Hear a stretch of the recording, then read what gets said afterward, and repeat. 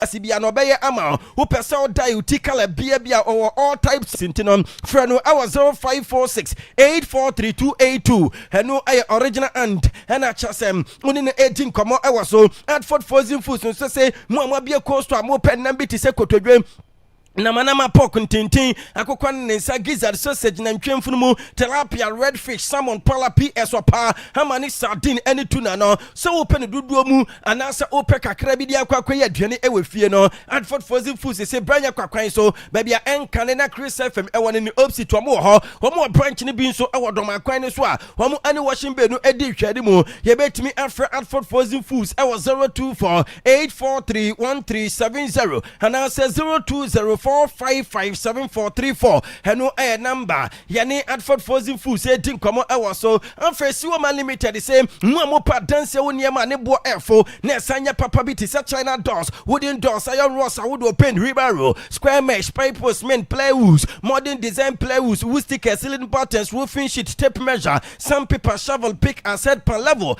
NHS so the see wo man limited say run about akesiema wani eche continental no before so bedu post office abron Yansan say wo branch ni pi hot ni opsitin so no abronsana am transport ewo mu no mo branch ni pi ehemu ubetimi any siwoma limited adin kama ewo 020 813 1877 and answer 024337 8508 no number yani siwoma limited 18 kama ewo so we any nyuma ko bi mu etisa WS Burton and afenso no Maya Chemist Limited other companies wo mo eka wa enano pay yademo eko enkrofa so my capture session no live Facebook no so stream live on Akwaaba Radio Prekum any Akwaaba FM afre Akwaaba 98.1 on Facebook no who called my show no live ho a dodo na enti baby a wo bia wo hwe na no pay no meyanto nkana kofi enra na UEFA Champions League women's quarter final no get started your second leg games Bayern Munich etna fie Manchester United emano come here no Manchester United women's team no because of the first leg results acquire 3-2 victory Emma Bayern Munich ewa win no 5-3 aggregate no qualify Bayern Munich emana say womu awramu our the semis of the women's Champions League 2025-2026 na unim se Chelsea team no womu so emma no echi Arsenal women's team no ebomo ekaba ko a womu entime ante first leg na acquire 2-1 and as acquire 3-1 enti with 3-2 aggregate for Arsenal women's team no Arsenal for a progress komanim na ene uramu Spain Clasico ebekoso Barcelona women's team no womu and Real Madrid women's team no and ebo ene anyume 4:45 na the first leg game eto femino Madrid women's team no mom no Madrid man etena fie Emma Barcelona ekoshomo eka ensia womu eti emu mienu Olympic Lyon women's team no womu so and Wolfsburg man and ebo 7 p.m. first leg course ewa Germany no Wolfsburg emane winning 1-0 entiane 1-0 aggregate womu edi face Olympic Lyon na kofi mame fanto atie for them say World Cup on sensem no ama uramu ewo Italy amanfo esre wo bo papa set up for the third consecutive time na enkofo no am mix it out of the World Cup utimu se ano edinye papa na eno ana ababe piemu se uramu ewo Italy wo mu coach Gattuso na soya yesi papa no wa na adwen se about resignation letter and also about resigning as manager for the Azuris of Italy. Nina a World Cup when we entimi and qualify no na enano pay their mate and say Italy minor kwa setna na fence no when a reset of their football structure and yes urgent meeting because a leaders of all level of the cultural and fence no including the coaches any players association near say a major overhauling and I say no Italy for episode yes it woman ever started from simple umbe some of the key figures every federation including even the president and the amada sports minister and the any Andre Abodi and so I now join some nesa situation no we be rabna fence no wa ba betoto niam nto no and a bet nam finfini na fe watimi aboa ama niam akosie am wo Italian football no kakra e for them e Italy dia kofi dia e any say Inter Milan team no agia to Barcelona Barcelona ebetimi a start negotiation with Abrante for Alessandro Bastoni na ene ya ba betodwa se wo mo pasafo no epese mo di player eka 40 million euros no mo efa Alessandro Bastoni but the bobo kwefri Inter Milan de wo mo so mo value Abrante no between 70 to 80 million euros into all those mo ama pasafo kwan se wo betimi ni akoda na adi nkomo de nanso eno enkyere se wo ebeji wo proposal wo de aba no henso atum wo expect between 70 to 80 million euros eno nkomodi ekoso between Barcelona and first Inter Milan team no Joan Laporta say wodo no ehunu se obeko amobi aba because enya de se obetimi spend 150 years ewa asasi so na even kwapo na akọ spend more years ewa Barcelona as their president but as far as so oye president Emma Barcelona boboko no wono ebe try simple no ne time no wababo ama Barca team no aye strong in all angles enunti papa ne dia tudwa say ni goal pa any say wababo na company enso ebe complete by early 2028 aberacha say roofing no wo install na no ana yesi kofi Barca phone at the plan aba no say Spotify company no e was so mutimi pagya mu na fe expansion na wo eye no etimi edru the number of spectators it was etimi efa aside the roofing installing no wo acha say e was by 2028 there na wo awie stadium na etimi efa nipa 105,000 enu enkomodia ekoso se kwaba ne sa na ebia wo ayesa expansion no ana se ebia mo yesa roofing installation na e was mo ramu e Johan Cruyff Stadium na fe 2027-2028 season no wo mo start e was 7 one enti wo mo abo few matches e honum ewie pe enu sa time no mo awie Spotify company na Barcelona team no asnya a return na ebia sa dewe no enya de se beto makasado because they meet and it's likely say by the end of the season you rasa manuma makasado Barca for Everton yes player no kwapo e consider so be move akọ Saudi Arabia na fu akọ ya adwuma e wo ho ye ka Barcelona sama no competitors pa Real Madrid team officially Madrid team no promote to Thiago Pitach head the free academy team ama says we are joining the first team next season Abrante Thiago Pitach and so no he start as Madrid first team player but yeka no near the Matthew for Cesar Palacios hensu a player we are not wo Madrid bobo kono aton Abrante no yes a lot of offers from Spain wa Italy Germany and Portugal aba Cesar Palacios wo airport Abrante no and the Newcastle United AC Milan and Parma Calcio 1913 munyina show interest our Diego Algado ono AC akan Madrid bobo kono wo so munya koda na mo pe and Madrid for so akache clubs wo epe Abrante for Dennis Ceballos says club away serious no etimi efeche wo mo 15 million euros wo ebe so yes Real Betis bobo kono a favorite club wo mo and likely so betimi after Abrante for Dennis Ceballos say the eba and say PSG and some of the Premier League clubs no and so keep eye on Abrante for Eduardo Camavinga yes Madrid for after plan so beton akoda no na so mo ton na yes PSG for enya na mo pe and some teams in the Premier League no so no enya na wo epe but Madrid wana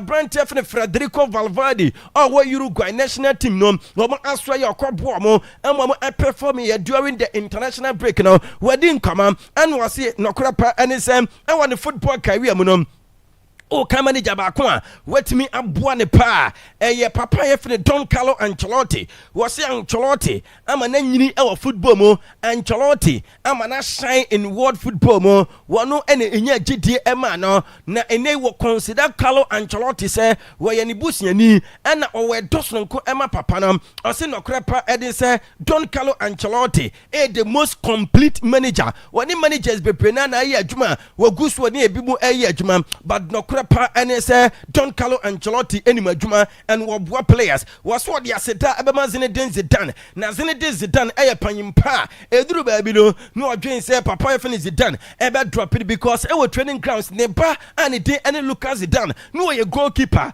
na ono Abrante Federico Valverde ekopra no na osugo pra no e training grounds no hwa e no kan e ne team say na akoda ya mapra ne papa and ye coach o and we ya na wateme drop was say papa ye Zinedine Zidane enso eboa ne yie pa na wodi nkomo wie no ana ne ababeto mu se uramu awa Bayern Munich wa mu aso ya Madrid bobokune ene omu ewo game ebo nyankopon nya adoma next week na Champions League quarter final dia mate and it's Vincent Company we had mu say Alfonso Davies onu every Canada o see kan ema Bayern Munich no wo menya branch no fully fit na for waboa ama enyema akosi amwa ya say papa ne ehia branch ne presence ye pa because of ne quick forward and offense no ne stopping counter attack ya wo ye no ebo ne team ne ye panti Vincent Company we had mu say enu that day no na branch na Alfonso Davies want no ne see even kwapon o pushi Bayern Munich campaign for so betimi aboa na fei wo mu understand ya branch ne contract but at least 1 year na branch ne atwa so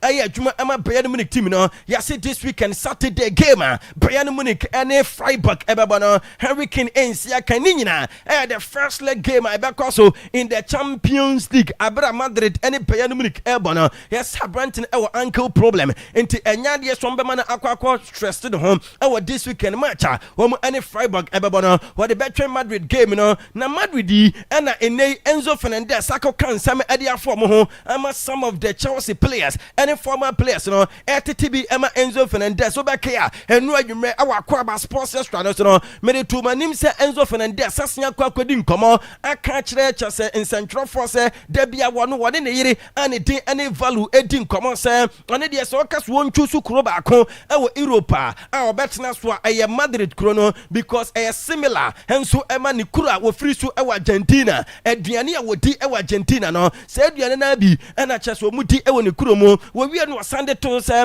players ene we show mu ewa world football mu no wo bia wa man tough time and so wo bia wo cheso wan impress me pa no Toni Kroos eni Luka Modric wo mu nyina incredible guys no mo adwuma ema Real Madrid that day no na Madrid against Chelsea in the Champions League ewa Santiago Bernabeu na say same way Abrantef Enzo Fernandez sakeka any dey see here in the Champions League Abrana Chelsea any PSG eba or shout to goalkeeper Philip Jorgensen no yes Abranten ne conduct on and also off the field no I say Abranten no niema enhede enkoye ema Chelsea players no and yes Chelsea players no unhappy with Abrantef Enzo Fernandez ne behavior eno and John Mikolo be say we Chelsea bobo konom and stepping stone Emma another player and I say player simple obenya another club was say oh Chelsea player fashion team say oh boy e dey match Chelsea bobo kunu uku ho e dey match Chelsea bobo kunu but o medwane Chelsea enwie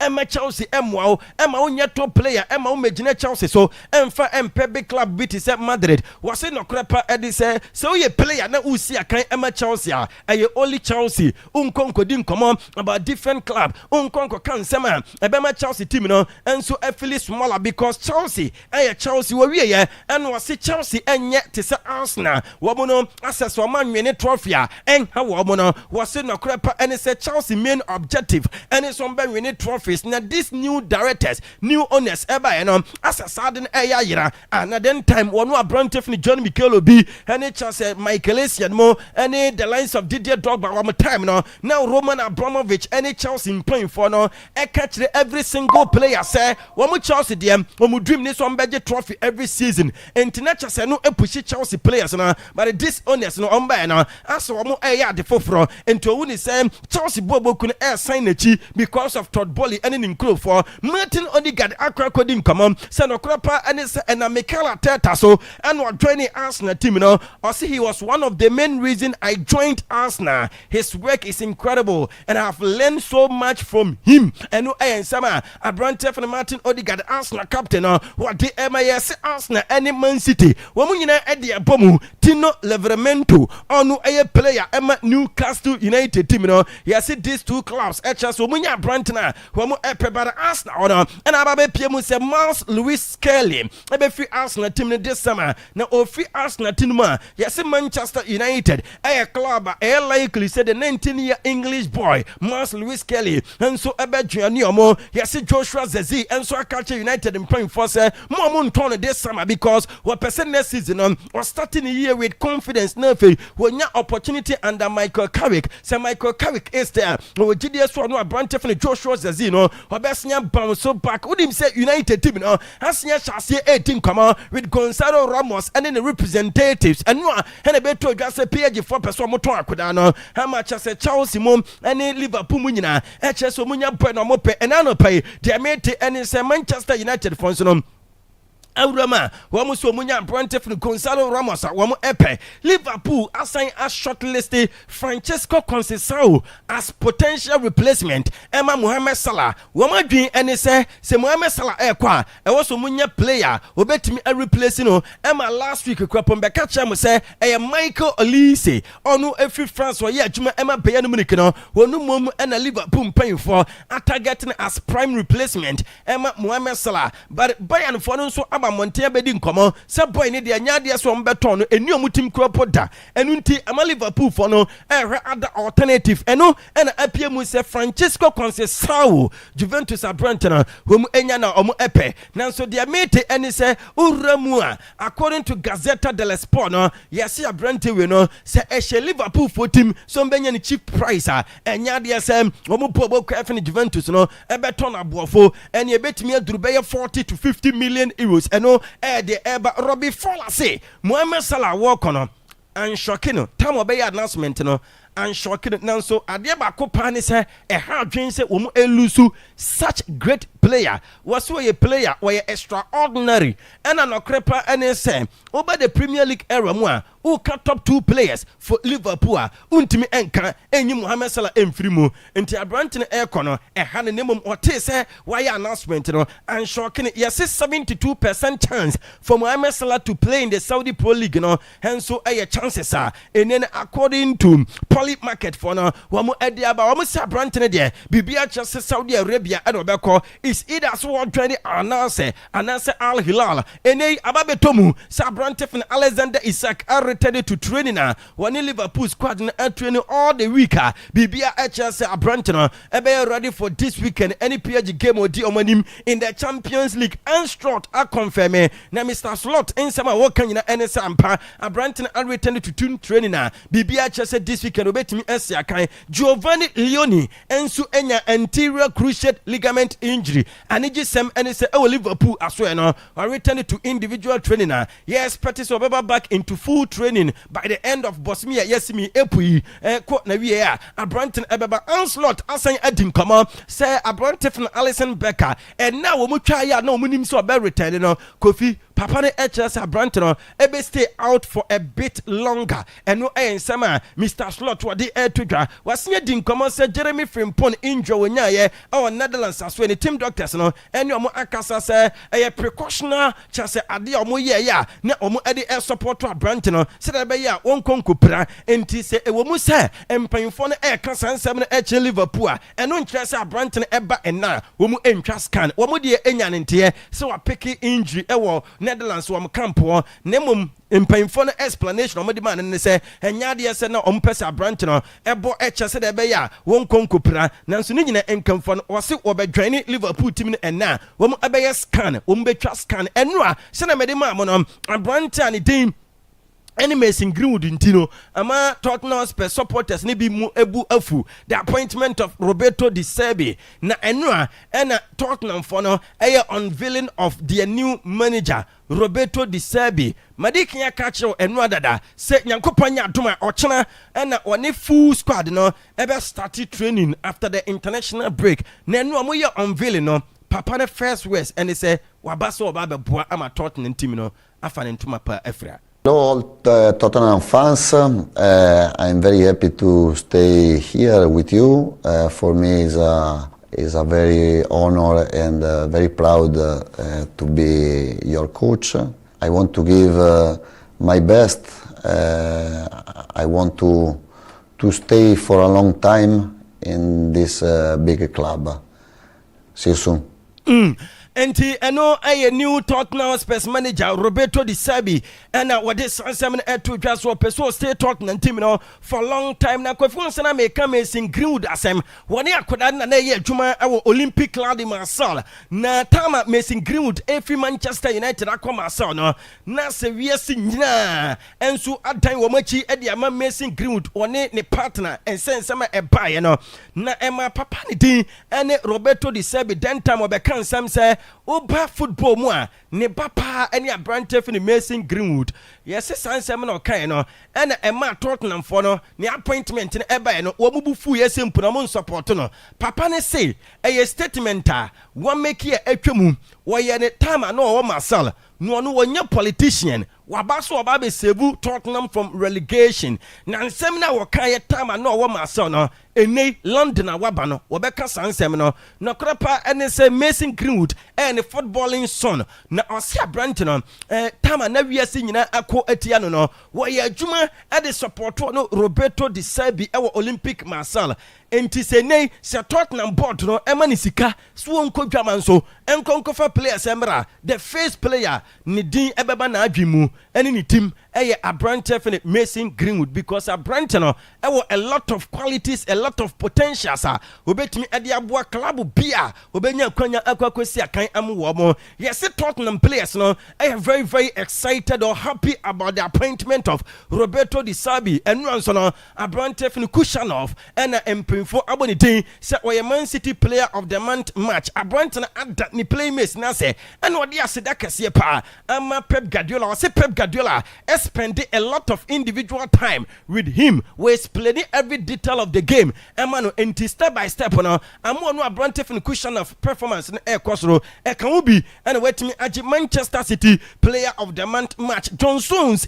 free Man City at the end of the season na Kofi abeto just the former club Everton and some other clubs atwe omutia wo any abrante 18 come on yes Pep Guardiola so no a confirm him at the Man City board ne say at the end of the season wo free Manchester City na wo free Manchester City akọ sabbatical leave when and ever na no ne de tu twa say Enzo Maresca Chelsea for former manager no wonu mum and empemfo a shortlist as replacement Emma Pep Guardiola Limani Ndiaye Senegalese boy wo ye adwuma Emma Everton team no yes Manchester United team no monitor the 26 year Senegalese boy wonu nso adwuma Emma Everton aside that no wo mo say monitor Ian Diomende wo mo area dum so beba na fe wo baba boa na mfimfino no ma enei abrante fene Casemiro agent ho akono woni kobe menu aye ho adwuma unim say Newcastle for say so omunya club betimi amu lucrative offer for two big players we are ebesomu omu say abrante ne din ene Sandro Tonali wo ebeton no na de tie ene say Anthony Gordon no wo ebeton no minimum each player no wo ebeji £100 million and these two players no wo pay £200 million no dey for them empire ye din nyina mamo Cristiano Ronaldo the Nike for boot and ebeko World Cup na say ni nyina ene sesesi akaka krabi na Cristiano Ronaldo ababe the main Nike ambassador in 2026 year Rami no mo asan aye boot amana eye gold enumum eno odi ewramu e wacha se World Cup na se Maya Chemist Limited and say wako hospital ne atrodro amawa eye omo ho ene woso ko because original eno mo ton ne bo nso e wo fam enti ukọ no ma e ba ne cha se herbal product here ubenya bi e wo hom test ahodo rapid diagnostic test no ni nyina no eye Maya Chemist Limited aso ye na ukọ akoye no wo mo se e ma na niam mu di siesie mo ho e ma mo ho eye fe no ni nyina abusu e wo maso ye eba ne se BBL nuro ya de ne bo efo esanya papa ena face no opese flatomy no unya bia kofi eye Maya Chemist Limited o form ne be ye fe na o shape no ayete se Coca-Cola eye Maya Chemist Limited BBL nuro ene flatomy nuro no mode aba ne bo efo a eye papa no ena me kamfo ama ema no enti se ofri krom na ofri bia dan station Echo Holy Family Hospital before so obedru Freeman Methodist no on sa right Maya Chemist Limited e wo honum ena ofri Holy Family Hospital enso eba utra Freeman Methodist asori dana uko anim kakra bia on left obo ho a wamu ayi adwuma WS Betting enso eboa yepa na WS Betting say enei seseya yakwa international break aba no eye club football ehon nso no sika wo mu papa wo mu oso no esoso enti upe betting company wo mu oso no esoso na fei utwa bet na eye easy to win eye WS Betting enti ube phone no akọ Google search engine wonum no about WS Bet ebape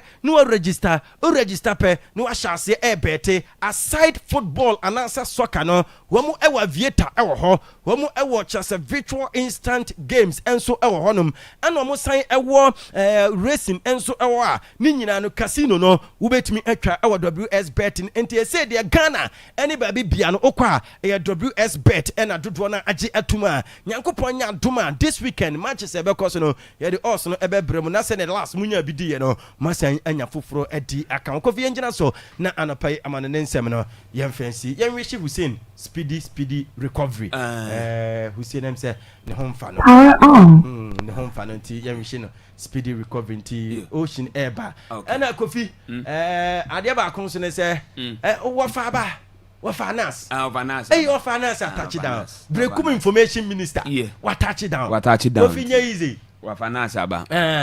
Ni diba akoza di Olonka. Olonka. Quite Luka. Olonka. Fantastic. Enti Kofi. Yeah. Yama offer Anas Akwaaba. Yama na Akwaaba. One of the promising guys omo industry numa. Kofi. Untimi kan you offer Anas in film. Say you nwura tokuro mu information mra. Me ka me kira o. Kofi. Say offer Anas nwura tokuro mu. Enkoyi story mra. Wana from oboko si. Hey Kofi.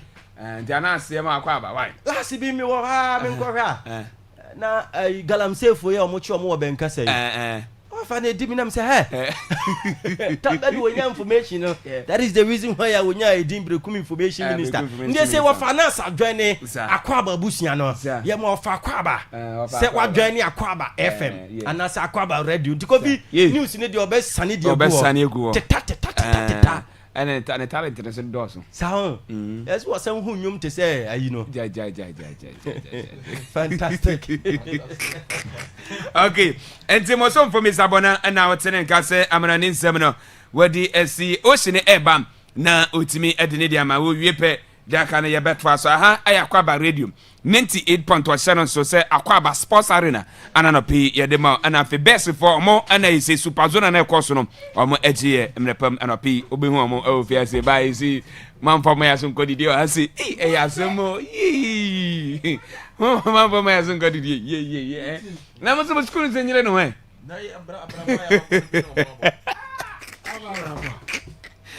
na asemo yeah, my man, good. We hail Mother Bess. You. You know, what's that? Who goes to Papa? The old one out. As an anno night, yeah, 2 nights and time over study now. Yeah, go pass any more. Pass any more. Yay, I will try. Okay. You, I'm down. Very careful. There's a go for one ever. Say one neighbor. One neighbor. Blasters. Oh, yes, yeah, more 1 week to 2 weeks be na. Omonim coach oba. Coach is see what dressing us or casa. The players in Bemus and Park. Coach, why be paying? Coach, why Jacob paying? At this point, your Jumani are very risky for top coaches. And top coaches, it is hardly they are going to accept job like this. And the Fabia. Oh, they've been saying Fabia. No, the timing is so wrong. Yes, yes. So wrong. Okay. And any top coach be our building his CV, ejina top level be ado. Who do you be say manual? One year. Eddie. By is it CV na twam application na twam 800. Hey, and no 600. Yeah, that's sorry, another 200 I back home. Blasters no massa. Kofi we, I don't know the level are you Jumana above for my bedroom. There are some knocking. Now me say Brazil point to us open coach. Obiana ben for the CV coach now. That is only Brazil near. There be some make Africa. yemra Africa sɛ ayi boroko si ope coach a no bia na be kwa kodwino ukra wo nko da bi ya bia kwan to se ya prime coach bona ya wo what be da say ya bia coaching application ato so obi amfo ne CV mbra ye hwem choose baako na on record what say nipa 600 applicants what is wrong about that say waduma no enye no kre e ba say Chelsea o moton no even chama wuntumi kura pa nka so kwa akọ obi adabi no obi anim say odi agro dabi obi anim say odi agro officially nipa no the letter so nya obeye that doesn't mean say na chama wuntumi no or proposal ko enya keka ba on record obi a submit application letter the akoto so obeye na coach now the letter ko aduma bi so nya be ya nche so obeye indeed what is wrong with that kire say aduma no abafo obi enyo obeye fam okay say bia kwanya to na ko bia so amprasan ko beka se obi an apply definitely obi an apply obeka say nya ko obeka say team na say team obi am pe no na ya bia to honum na nya application coaches na kofi omo na me pe privilege na nka ma list na omo apply na ma list obi ayo coach tinga ma list ni mu a and then be won so okay list ni kura no omo apply do omo mu duru to say top class coaches na you expect omo na ebi wo mbi yo mate na obi a na okay time ye dey be ma Chris Wooten has former house of folk coach wan ko so pe no tin house no aba so pe blasters wan tin manje house so be coach blasters o dey person why yanko you know that mu akono the only thing I was ocean I expected from mpanyfo ne say out of that 800 applicants no maba no ye be choose the best the quality one amaye ananse bi ombe ignore omo no ma competent one but application over 1,000 ba encourage enye bone say Ghana ye benya applications about 800 the only thing I was so when say ye benya coach oye good obeboaye say ade na asie wie ya saki otoado ye pe new coach ode ye beko ye hwa ne mu se mpanyfo no be pe competent coach obetimi aye adwuma na ma ye pe ode wo kan de na that means enye akwasi apio so say oye coach awanwe ne trophy akwasi apia nso nje cup biada nti that means akwasi apia out of the equation na Ghana for nso ni abre say enfa ma akwasi apia oso mpe kwasi si on pe wayade pa wayade kwasi mpe na ayi yes o season na end Real Madrid for man for adwuma na ma abeloa now bet say 300 applicants and abas of Real Madrid what be that Ancelotti ko okwe say yete say bebre na apply no so mo nyeduma ni baka krabi na ni baka krabi so ma apply ni 3-4 bi ni yete so te say mo nyu adwuma yi yes Carrick Nagelsmann and Luis Enrique enye sa nkrofo mi ansa ne pe no mudin wom sa go Tottenham e ba say Tottenham ayi ba omopan we I go to the koyi Roberto De Zerbi ana from last week ni be mo na official ya appoint. Oman bia kwanya so say wa padwuma na apply. Yanko. Ghana nye ayi oman ye so obi apply ayi obi kwan to so Celta Vigo ni Madrid ye pe. Nwanwambo. Celta Vigo ni Madrid ye pe. Ghana dia wo de open no so okofa o. Enya fe na be bie ayi opportunity ato say wa open Ghana coach ni bra. Say obi abeba. Mate ye da se why? Enti o de da se ye nka hwe nkyerɛ ye dwuma no. Dwuma no akono na wo dwuma nya de ade fe na ope. Enti go vi on be review 800 and then nkosi next week they na 2000. 2000 no FA General Secretary Beji letters no. Na wa nti obetuma ready ora fan say next week 1005 letters number oben submitting ko FA. Nti General Secretary Prosper betuma atena say I review all the application letters. Na say wo kan CV kan. Good. Na fe nso no technical committee no say ayi technical way no. Director and advice and be bo mo. Any ade. And omo so wo adwuma yo. Na nka be adwuma nka wo abia wo je no wonya ho adwuma. Nti fo bia na COVID go. Ya fa ocean. Ya he CV. Wa coach Djibouti da. Dey honti. Wa coach Madagascar. Na ni anya adwuma na bi na wakoye. Yanko wa yanko. Yanko. Na ti COVID. Yanko. Ye. Ya wish Hussein speedy recovery. Yeah, man ya America too. Makajense doko no doso. Na ngwa no de. Doko no. Doso dodo. Utimi chire coke coke ne jollof emede eno ami hu no waro atade no eno ami twemo ba bi wote no frama pa osaro na atade aka yeah jim frama o jim wa ben fresh air o sakra na atade o se hu no fresh air go bi na exactly 70 days yeah ko bo yeah ka 70 days na ko bo Kofi. You see, it seems that this World Cup, no, more or less the return of the prodigal sons.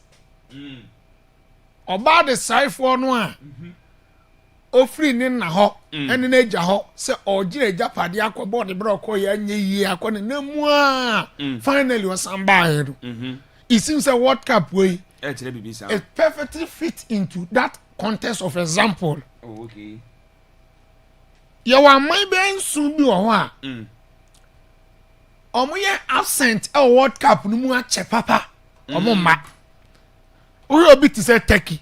Oh, okay. Since 2002, Turkey more World Cup ni be. Japan, Korea, no. Yes, so we are talking about 24 years in here. Austria, Rafran team omo mo say enum no. 28 good years in 6 France 98. Wow. Austria me ball World Cup ni be. No way. Since France 98, 28 good years. No way so me ball World Cup ni be. Scotland since 1998, 28 years. And also me ball World Cup ni be. Haiti since 1974, 52 years. 52. Haiti me ball World Cup ni be. Okay. And also e be DR Congo for Hong Kong. Say since 1974 almost 52 good years in here. Almost World Cup ni be. Okay. I'm here because as at that time the first time I'm World Cup ni be no in 74 no. Now you're from Zaire good. The latest country Kofi almost joining the list of prodigal sons returns no. Iraq. Oh, okay. Almost share Bolivia by 2-1. World Cup you be witness our US, Mexico and Canada no. You be who oman your friend Iraq, Republic of Iraq. Iraq then got this a dinner bomb. So sanko mo na mi be di. Kofi Amonso since 1986.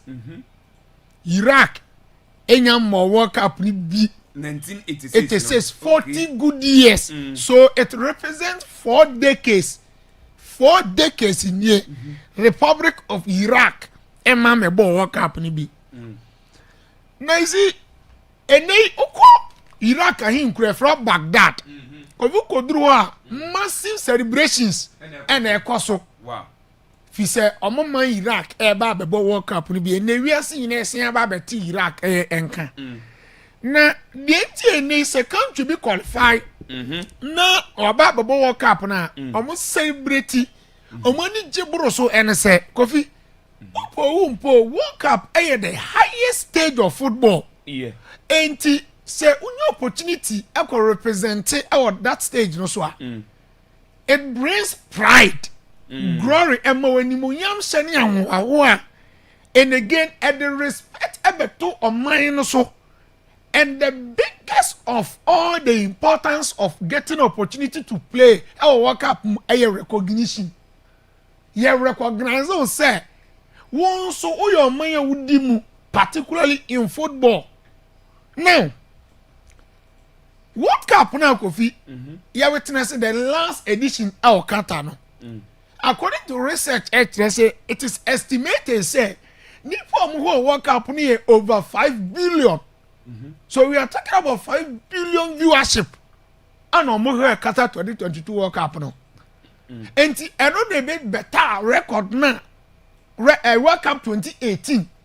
Russia. So Russia 2018 no. And so research made say Nipa 3.57 billion. And no more Russia World Cup and 2022 Qatar the no around 5 billion. So Kofi, just imagine the attention ubenya. Just imagine the popularity ubenya. Now, and no pay. Iraq former head coach Graham Arnold. Now Graham Arnold Germany ni and only Al Jazeera edin komo and on a rich two screens no some Facebook be unkomo. Yeah. Now I say Iraq coach says World Cup can help change the perception of the country. Once a coffee immediately say make Iraq di say o ma qualify me bo Iraq di so o ma qualify bo World Cup no. The answer na kai. Bomb. What say we bo Iraq di a aye bomb ho nkomo aye tuo ho nkomo eni aye war ho nkomo. Now you see, this is a very, very touching story. Papa no asem na papa na kano. Eye asem wa when your opportunity in excess oka. Especially in the midst of celebrations. So you know finally omo anya qualification at the World Cup ni bi. You see, Iraq, the perception about Iraq there, it is so unfortunate. Very, very unfortunate. Now, Senator Biaya Kofi me discussing no. In politics, perception is equally important as fact. Munti asama mi kan yi. O ka say yen kwala ho. Asan we mi putu na cross dodo na anim by hana obetime nya tie. Ozo mo ka tira en say former president JJ Lawrence or the adu play kofa do mi bridge ase. Ayen tro. But asan we nipa omunim no kakra bi. Eye Lithuania. Among play pilot. Lithuania. Could be a European country be a friend Lithuania. I'm a pilot. Mira fini din ma cross take. Sabona o hanka bonan check no funny pakro din ma. Of Lithuania pilot. Already dey alu play the far bridge na say. JJ Rollins and Falu play B and Far bridge ase. But a lot of Ghanaians our perception say eh no correct. But they no correct. Eh tro. Eh tro. So the perception in politics is equally as fact. And you do agree betimi aka asem bi. You betimi aka asem bi. Asem no a. You betimi aka asem bi. Asem no akofi. Mi wi ana do fact about Mr. Man ha me. What I we ntu fa de bra. Nti fa de bra ye when ya chinye nti wo na be prove me wrong nti o de fa de bra. We educating the public. Can't mean can say one yes without any fact any basis backing it. My body obi wantie. No ka say wow. Politics na me obi me say politics o. Who say o can say na public na. Nti ma can say nti fa de bra. Go beyond reasonable reason. Abi me say o kita phone o. Me nji u phone o.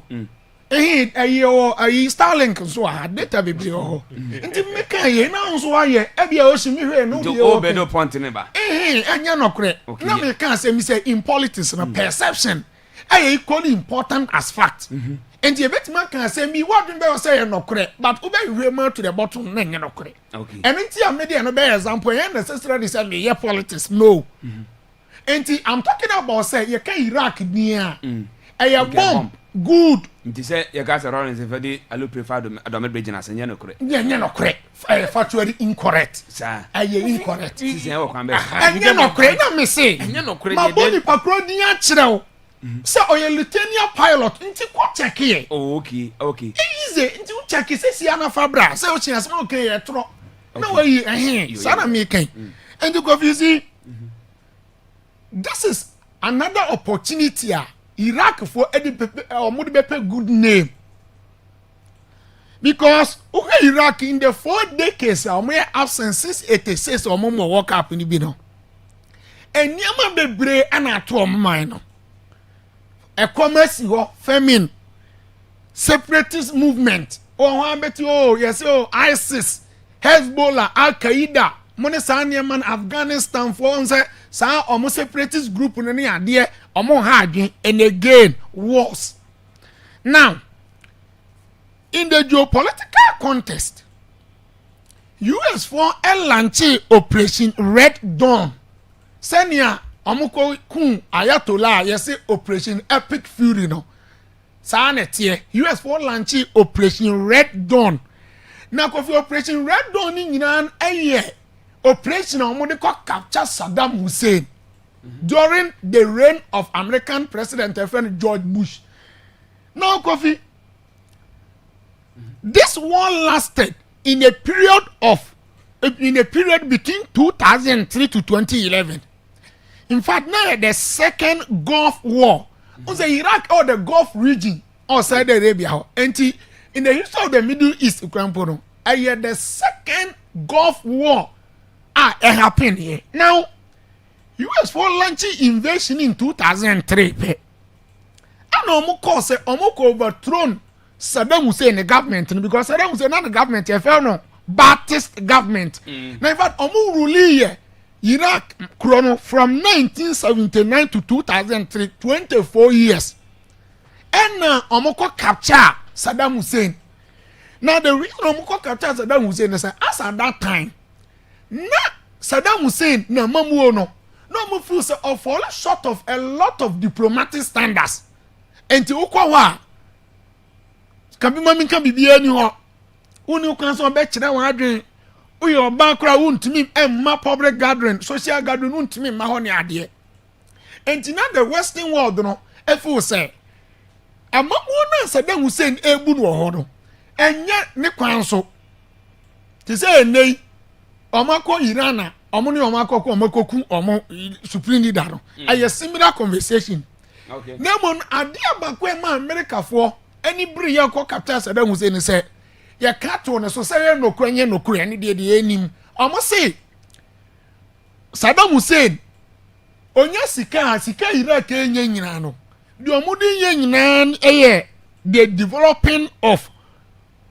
weapon of mass destruction ono de omo sore no de omo ye nyina no say omo be manufacture na say omo be develop weapons omo de ba be diewu to say na Iran for say ye makwa ma omo ye nuclear weapons America say on yes because omo say omo makwa ma Iran be nuclear weapons omo ntimi guarantee omo safety in the near future enti omo woni Saddam Hussein say catch stop developing the weapon of mass distractions. Omo kan ye we to anu we yato.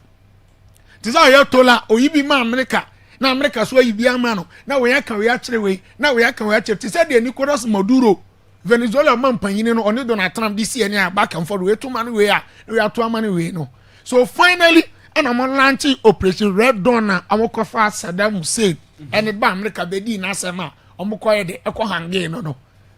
And from her Kofi Iraq mining yansi na dadam biem na se sia kofu nua katro so ko Iraq ya nyam paibo na de tenachi paibo na de tenachi okay wesna kapo omon ko mo bia ebedi no ha no o se tam akwaje visa akobo bolo se wona ye nua ba afo manu chu ho no nti em fam paibo tenachi is a hojo se hojo nti kofi be ko oh se ni power okay wesina kapo say okwa embassy ho akwaje visa nkomo refuse no ka chen say ho ye security zone emergency zone timaya nko ho anu say mama nko obe feed mabusua mama yana so you get the point the perception about Iraq no Kofi this work up opportunity omanya omukobo bi now at least ebeboa na papa bi especially so omo ba na omo be yire omo na at least omo timi qualify for free group stage na omo ko omo nima dodo na the respect abeto omudin so se na be asa perception so betima ede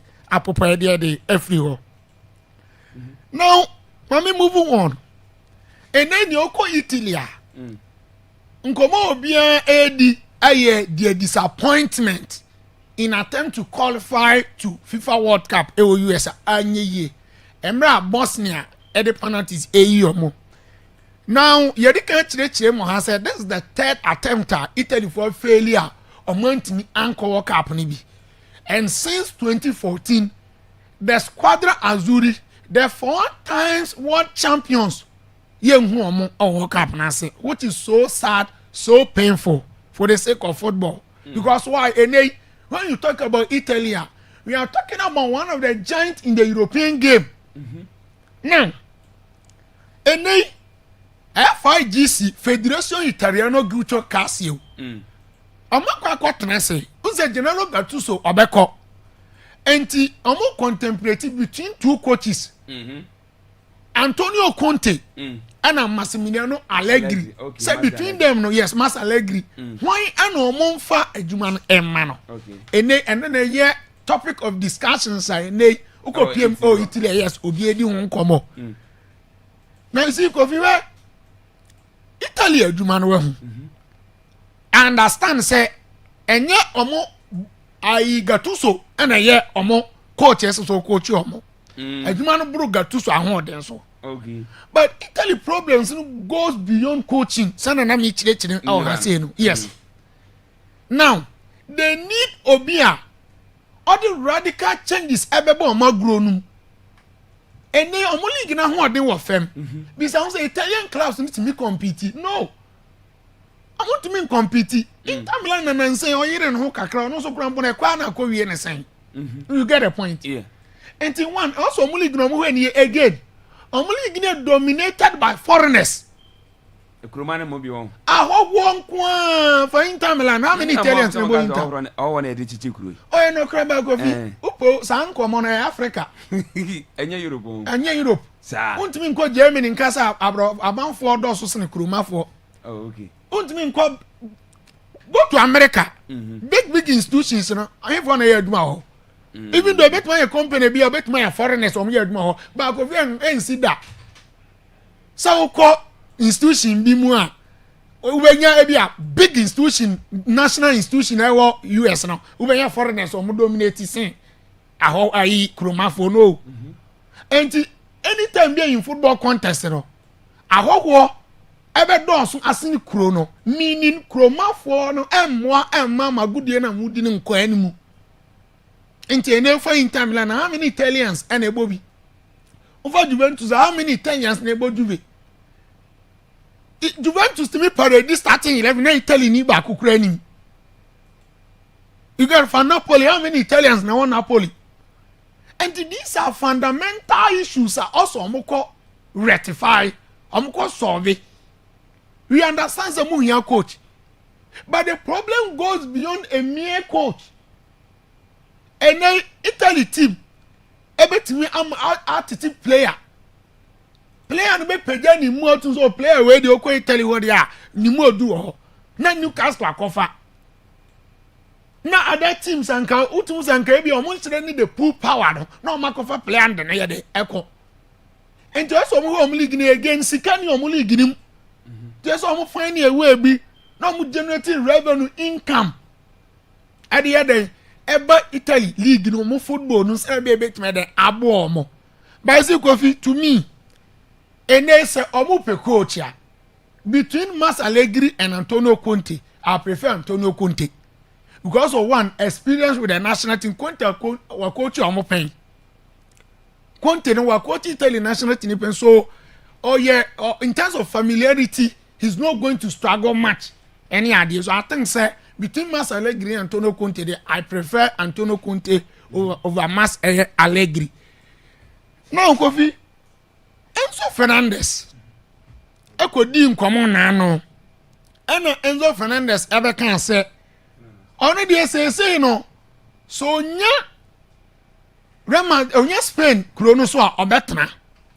Na some kan yina na say Spain kuro no eho omuni Argentina for no was similar qualities be in terms of weather environment aduane omudi ni niama bi akeka ho no difference in shade nim enti eno na etwetwe nkrofo adwen besi nkomo no so say say nkomo ani na mframa speculation say na transfer window num so Real Madrid the crampon any player no mo pe no e bia e no kre se nkomodi akoso back door.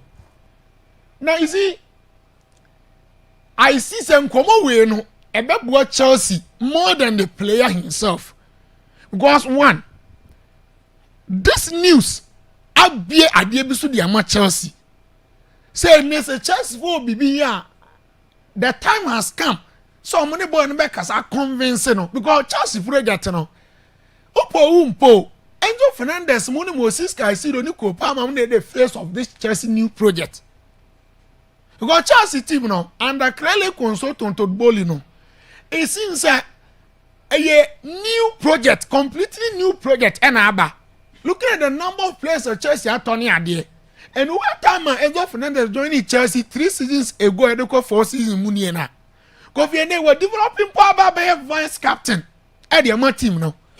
And meaning he plays an integral role in this new project. enti sa wo allow no ama Enzo Fernandez ekwa wo the project na se aba be chance from the scratch by which are emwa enti Chelsea for no early as possible they should find a way to convince the player to stay back of the man commonly den say it is about Real Madrid and when Real Madrid when they come calling it is very very difficult for you to say no to them enti yen kan kwa chiri kura no Cristiano Ronaldo after winning the Ballon d'Or with Manchester United or catch the Sir Ferguson or back Madrid where Chelsea player Eden Hazard was the best player then in the Premier League. And then he was on the way to become a rare legend, a true and true legend for Chelsea.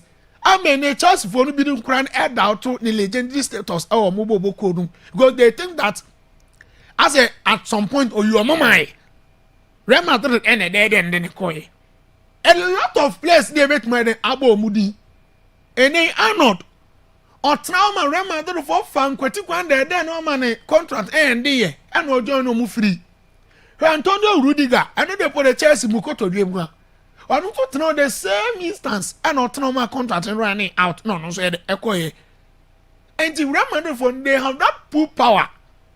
That appeal no, to attract quality and top class players.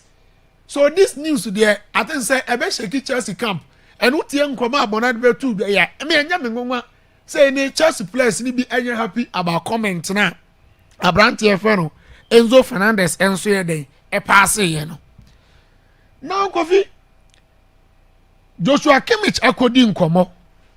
Na Kimmich nkomo no tintini tietia nyina ne se o se we expect Jamal Musiala so obeba back na wabeboa Bayern Munich na fenso German national team no oni si Kofi Musiala quality there obie no obetimi adoubt the quality because ball do onimbo he is a rare magician when the ball is at his feet pass washa during the club World Cup emra oni Gigi Donnarumma PG share Bayern Munich abranche no okonya that serious injury akwa trenchen for over 200 days now.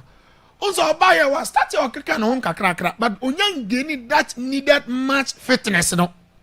How bet in compete and you see in football.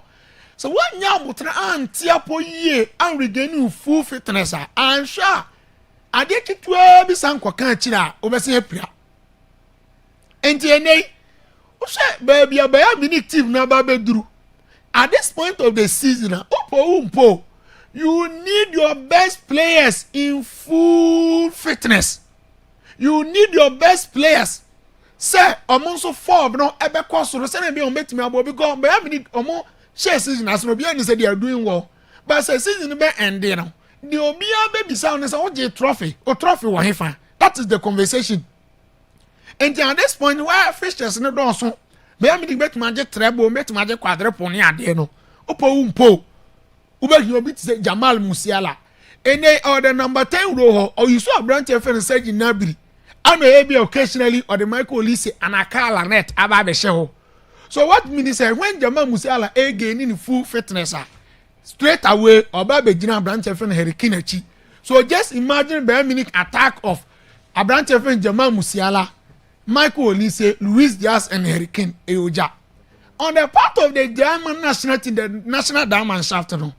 Kovienei umpo o can the face of the German national team Jamal Musiala for reinvest mo even though Bian is a bit say for reinvest in the double season in the Premier League Niama Nkoye as expected but the truth is that Kofi Okwa national team no okay against Switzerland he was involved in all the 4 goals. I have very positive news for Germany. You get the point. And umpo Kofi the addition of the magician Jamal Musiala ebe proved to be so important, so crucial for them, especially World Cup get it so close. I get it so close, no. Ube here Brant FN Jamal Musiala. So I think that any one no say Brant and home better no. It is very very good about what German national team no. Now for the past 2 weeks there as en komono Bastoni to Barcelona, gaining grounds. Nkomo gaining grounds, san. But you see, I think for Barcelona from financial point of view. Some Barcelona make me because Bastoni estimating around 60 to 70. And the estimating in terms of transfers, person already better no. And the meeting say is either Barcelona ebedi place mienu. Na omobema Inter Milan for an opportunity to choose one. Na for omudi sika aka ho. Because as it stands, Ebeye decide Barcelona bet me 60 to 70 million. Upfront, Akwaaba brand FN Bastoni. And between Danny Olmo and a brand here, Danny Olmo and this defender. Danny Olmo and one other guy. I think the central defense war. Say nka Barcelona for at the back ko. Na nko Akwaaba brand FN Bastoni. Bastoni the Ecofisi, so when the ball now. There is no doubt so about La Liga no unsucceed. Because a necro player can say left-sided center mass and clearly in the Barcelona team after the departure of Inigo Martinez, Obian is a one and best sporter. Almost struggled to find a player to replace. Even though Gerard Martin Bayern, a year, because a year said the number of games he has played near the end. As the performance and was through, but Kofi, what Bastoni can offer you, no, way more than Abrante and Gerard Martin, because one in terms of experience, again, in terms of personality, any be Abrante way at the bed, a solid center back, solid center back. So just imagine the pair of Kubasi and Bastoni, and born also that former when winning born.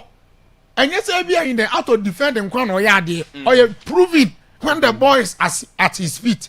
So I think that Kofi for Barcelona to get him no, a very difficult, very difficult. Very difficult due to Barcelona omo financial position baby omo gina no eden. And until omo evaluated them now say okay omo the player ebeko swap dey na fe omo ni sika eden aka ho. No man was met me then. After Abrante and Edna then. Aqua. Now finally Manchester United. The next transfer window no United Jumaye. Now they are back money say Michael Carrick maintaining the top 4 position no. Because Manchester United me bought Champions League ni bia. Ebe bo omo am target omo pen omo timi attract omo.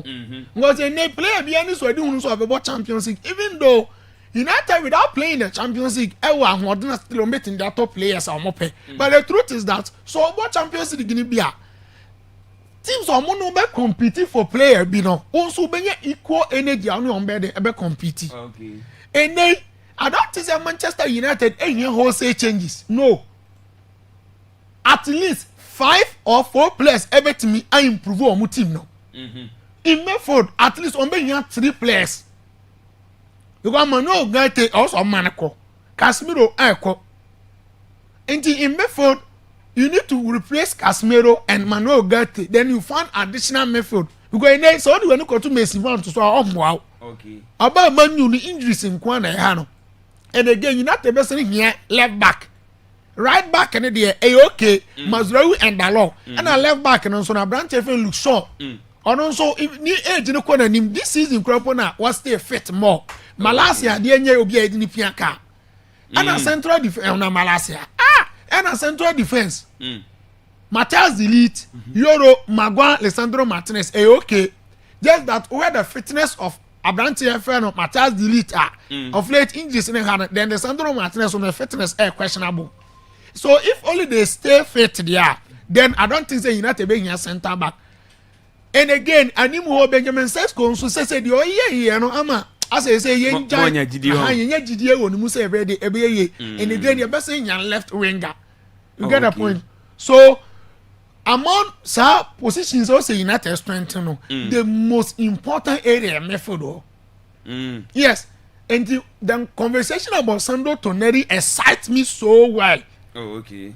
Sando Toneri and Bruno Guimaraes and Kofi Metia. Now Mama is so excited. So I think that United, I want to hear what's a changes here, but omit me, I achieve on my target, and I say omit me, I try to on my target there. Now what is mean is I also top 4 on the on where they come. Yes. And you're more you. Oh, yes. I can't how many matches? It's I can't 7 matches. 7 matches. Yes, 7 matches. Yeah, then they will be winning. Say next match, any list. No, money list. Here we are. Any Chelsea. Chelsea, they say bit machine, one premier channel. You do what any done do what. I'm for the need of coffee. Here. For the idea. Okay. I also almost 20 minutes for you. Yeah, that's it. Kwajona, then as I do be. Sir, now she didn't come on Adomi Bridge ne ehun plane asem. Na Kofi. Me sendi amo. Sane nsem ne pie ya na yemu bi mo omo nwoye no. Sabi nei sane na ocean kan ye the phone. Any interviews a ebi mu aye. Ebe prove say the ocean kan ye nokore. Okay. Say according to empanyfo bi mo nsem o mo aka. Any say nipa na ode ye friend saying play no father me bridge na. Yeah. Wan fan father me bridge as you. Omo ye some program bi wo Lithuania. On no oye sankofo na mo di plane e dan do mo ho e ma e display ni bi. What you saying? Nipa na ocean yi ka no a ofri Lithuania na e no kore according to mine no o say senka ye friend saying JJ Rollins e ye bibi sa enko mbe frɛ na abɔ so mine no da so no say den time no na ye chief of operation. Oh okay. Ye friend is saying ewo military mu em say one bibi KK Pupuni. Oh okay. Retired Pupuni. Na ode Kofi ma da bi na do me generation senko angalo private. Kofi wa hu ntie duru ba bia nyema bi mo ho ma ana alupre na nyata ban. Ode wa Kofi hwe ode hwe nsuoi ni bridge ntem. Nsuoi ni bridge ntem wa hwe ya ode boat kura twam nyame am ebe ka no. Wona mo so ma sa oyem. Me dia me mfa so da me nko hoda. Usro. Na kana no ye hwe mo. Ma papa ye odisi. Na o go hwe zwe mo. Na Kofi unim se ye mukra na ye yankula na ya adwenye se wo hu ade na omodi afa bridge no so ayete se atwa kurukuru ano amfimfini ho na ode fa yo sa ho no omodi ade block ho nti nti aye between the bridge na nkasa nipa nam so no eni nso no Kofi of which aye kitwa bi na wo de mepese aye fa ni se tiefo be nya papa ne nsem na o kai ni bi yenti saying that Rollins flew under the Adomi Bridge. We heard that when we were children. Okay. And I said, no, he didn't. I was that time in charge of operations of the Air Force. I said, nothing like that happened. If it had happened, we would have court-martialed him. Nothing like that happened. Is it possible to fly under the Adomi Bridge? It's not possible. Because, you know, there are some strings on it. Mm-hmm. You know it. Mm-hmm. If you look at it, so, and he's not going to be able to fly between the water and nothing either. That's what we heard. Anti Kofi? Yeah. Anti was senko omo yes adna. Then time ko na ye chief of operation. Nko be Air Force wonka. Omo be frɛ no amane one of the highest rank. Nti mi bi so ben say uko military mu a. Ono no ye yo army no Air Force no. On say Air Force edin so bi ye army obenya ebia lieutenant. Okay. Because an flight lieutenant. Okay. Ubenya sa rank you say Air Force no. Okay. And say be a basic we a flight lieutenant. Okay. Because of say Air Force nti this our flight lieutenant no. Wo army na wo nam say be asunyan na hardly say ebia e be ma flight lieutenant. Flight. Ti papa na se ma na o kan say senka bibi sa si ya. Nko ba ma ne title a e wo soro sen sa flight lieutenant. Go no ye flight lieutenant Rollins. No ye flight ndan ko benya ranka esu chain iyo da ba go fi na mpese me ma ocean na me doubt ocean don say bona ba be puvu so ocean kan almost say JJ de ne kra na omo ka no way back 1979 of feature prove die ni ho obi anu a Wahu picture na say video by my radio no the year 2001 okay me that say no omode ni videos no replace JJ say JJ na video 2001 and black and white is colored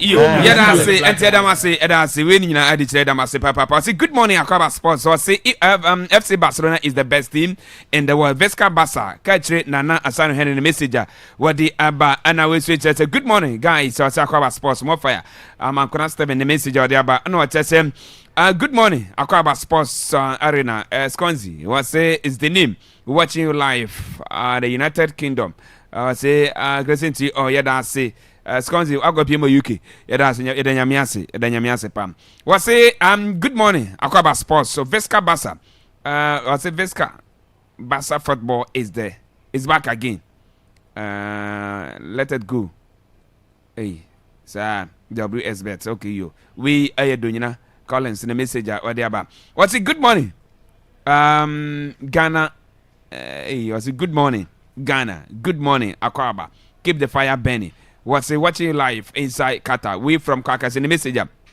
what the Abba what's it good morning Black Coffee watching you live from the Domation okay that's Domasi that's it pass the message you know by friend of mommy Fatima that's NP what's it okay you yent was on the ni man what's it he denied his country to the World Cup what is he coming to do in Barcelona why I don't know you I know say Hala Madrid live in Barcelona Spain from Matthew Kwame Yeboah Matthew that's it what's it Akwaaba Sports more fire what's a family watching you live from London what's the same my increasing to my grandmother Auntie Kate inside support family Auntie Kate Ederson what's it watching the show live from Brukum Kutre number 1 congratulations to Bess for their winning the Bono Regional Super Zone okay you what's it greeting to my mom Amabadu the Yamsela J Okada brother Mark Lily Tau Alenge and all the Kotonomba community members from Great Mugabe in the message whatever what's it good morning guys so I say your show is live and clear at what our workplace update on Bono Regional Super Zona and congratulations to the Mother Best okay yo yeah that's it we are Tete Nicholas Tete Omobefiasi what's the heat Desi Don Sipo inside Chamotama 7 you guys are good more fire yeah that's it send the message you know Eddie Abba and NOP na yentwa so wase adanse bona papa bi more fire Don Sipo the messenger or the Abba and NOP ya and so ye Eddie Fro Eddie Ama aha Akwaaba radio 98.1 channel say live on Facebook no Akwaaba FM and as Akwaaba TV on Facebook Akwaaba TV on Facebook Akwaaba TV on Facebook and on Facebook Akwaaba 98.1 on Facebook Akwaaba 98.1 on Facebook ahonyina oba ye live for obenya show ni bi na wahwe na also timi akere wadwene so etimi eda fa Akwaaba TV on Facebook Akwaaba TV on Facebook na face Akwaaba 98.1 Akwaaba 98.1 on Facebook na face Akwaaba FM Akwaaba radio 98.1 obrikum so obwa ahonyina no oba kwanya show ni bi na also timi ahwe o de fofura ba na ana dada na yom what's your question what's it good morning Kofi what's I'm watching you live inside Accra Ghana greeting to all Madrid fans a big thanks to the sports crew I am Clementino that's from Accra what's it ocean is the right the point the pilot name is what okay you yeah that's in ocean what's it you're right the pilot in the dino nanya ya na Mr. Yewofie I say yaton Yewofie I say yaton aye kakra bi na yawie ya boss nyina ya pastor wi nyina awie I say fo oba ala area ha na isi efie no manso bi ani ho efie yeton fie Mr. wo pepa so wo to a wo de friend number CCC wo to wie pe wa ye fie wura manso bi ani ho krata asem nyina janiu kakuma bi fi se yesi ya bosso ya pastor ho awie aka touches kakra bi so be touch na fie na ba ye wo dia friend number CCC 0532 37 2810 0532 numbers in number bomb 0532 372810 and I face 0535 76 9857 0535 76 9857 0532 37 2810 efie ayise yeton aka kuma bi na ye wie sha no so se yasi ya boso ya prasta ho nyina wie aka kuma bi na ye wie sha no so sample obetimi ayedem afre number 667 da se se ofie no so sabetimi aka na fiewra no na oso etimi ayebi o nyina kan bi ena no pi oten kasa akudiem sem no ye dey down Krabaf 84 Enterprise wasem nkanta sebra aha ana ese oba mono papa no onsabetimi aka bi emfa ne do so pope oba wonse ka bi ne ye dwada entebesro bra kromo ase oba Krabaf 84 Enterprise aha na ese mono oba onsabetimi aka do so po ne nyina emo anu nsuo ede se ope bi ede akwaya doye se ope bi nsempo na kwaton ne nyina no obenye bi ede free Krabaf 84 Enterprise so wasem nkanta se oba we no ayetufo ana ese yede ma ompewi na apede eno aye Krabaf 84 Enterprise ese Ghana fo nyina jatum se hande se ba mo papa no nsabeti baka ntempa so na oso wakono ato na obakoton obenya mfa so pina so ewo so na wasem nka nche se eno side ante se yanwa na pese side za horo ninya obenya bi ana face se ope pono no ope bi ato acha na do so bi takidos tarados bi ninyina no obenye bi e de free Krabaf 84 Enterprise pro no obenwu amo e BP no sano se hatimtu na BP o mene penye da mofie no ena ese e de nimhwe opepono no bia obenye bi e wo ho ana afie so money anwa no so ope bi ato a obenhu ye e ye be main station no ye ne jetem ena di enimhwe wasem encounter se afrefra no afre sesiem e 0244 016656 ana 0208 340330 fra Krabaf one team na edge first no mabo said e be a wonso morning ana face so pona hodo no onse team akabi e de free akache na ye de free samuna to aso dia ma ye be start e de free GFA president Oraketo Kreku is a Black Stars ye ni coach na coach e ni nyina no e no kire se enche ye benya coach e de ama oman no obesra se Ghana fo nyanto ba se emfa ma omo na soon esco no e be kwa setena na yakope coach a ayise obetima besi anan coach a ayise obeboa sere bia world cup na yekono ye target esi eni so no ye setimi akanti soon Black Stars ebenya new coach a obabe adwuma edama Keto Kreko GFA president ne koma wadi atudwane. The earlier we get a new man in place, the better for all of us, because the new man needs time to know the players, to start to engage the players, to warm up to the players. So I am sure that within 1 week, within 2 weeks, we should have a new man in place, and we should be ready for the next camp. This is Ghana, and it's a Ghanaian senior A national team, and it's a team that has qualified back-to-back to the World Cup. Every coach in this world will want to be part of this opportunity. There are thousands and millions of coaches working in the football space. Not many get a chance to coach at the World Cup, and therefore it's very normal. Maybe already we have about maybe 600, 800 applications. People want Ghana. Our job is to make sure that we are very clear on who we want and the kind of quality we want to bring in, knowing very well the kind of intangible assets we have in that changing room. So we are quite clear, and we will be meeting as an executive committee in the next few days, and we will accelerate the search for a new trainer for Ghana. You enche few days omesia as esco no na omatimi ape coach e de ama oman no na eno ano chese coach ayi so mokofa no ayi coach a isi dressing room no obetimi a control bia wo tira so kasa player na isi ojira wani mo kasa no obahu sampa coach o wo coach a wo ye bipen waje bibi eno ne coach ayi so me expect say few days ometimi akofa no na obedwuma no etimi e de ama oman no. Over time, I would say that we are better placed. We know the kind of players we have. People forget that in 2019, our A national team was very light.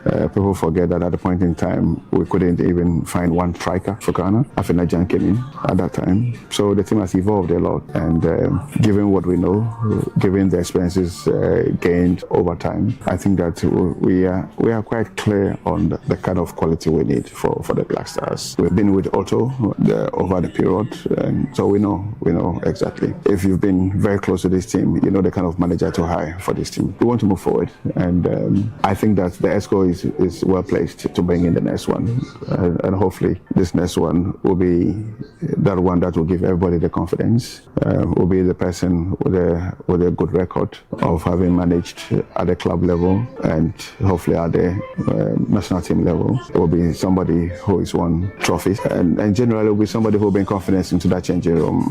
The players will look up to that person and say that, look, this guy has done it before and he knows what he's talking about. We and in some market or to Jana no Busan Saket. By 2019, coaches already saw from Sika Kono, Jumano, we are permanent, ye $120,000 in a demand. Milovan, a buyer no 1 year, ye permanent $117,000 in a demand. Chris Whitson, so one is 1 year, ye $68,904 in a demand. And Uraket, Tuado, Nano, Jano Quasisiano, on the contract no year, you could have $500,000 in a city amano. It's a unqua buy, no, Vice Best says, you know.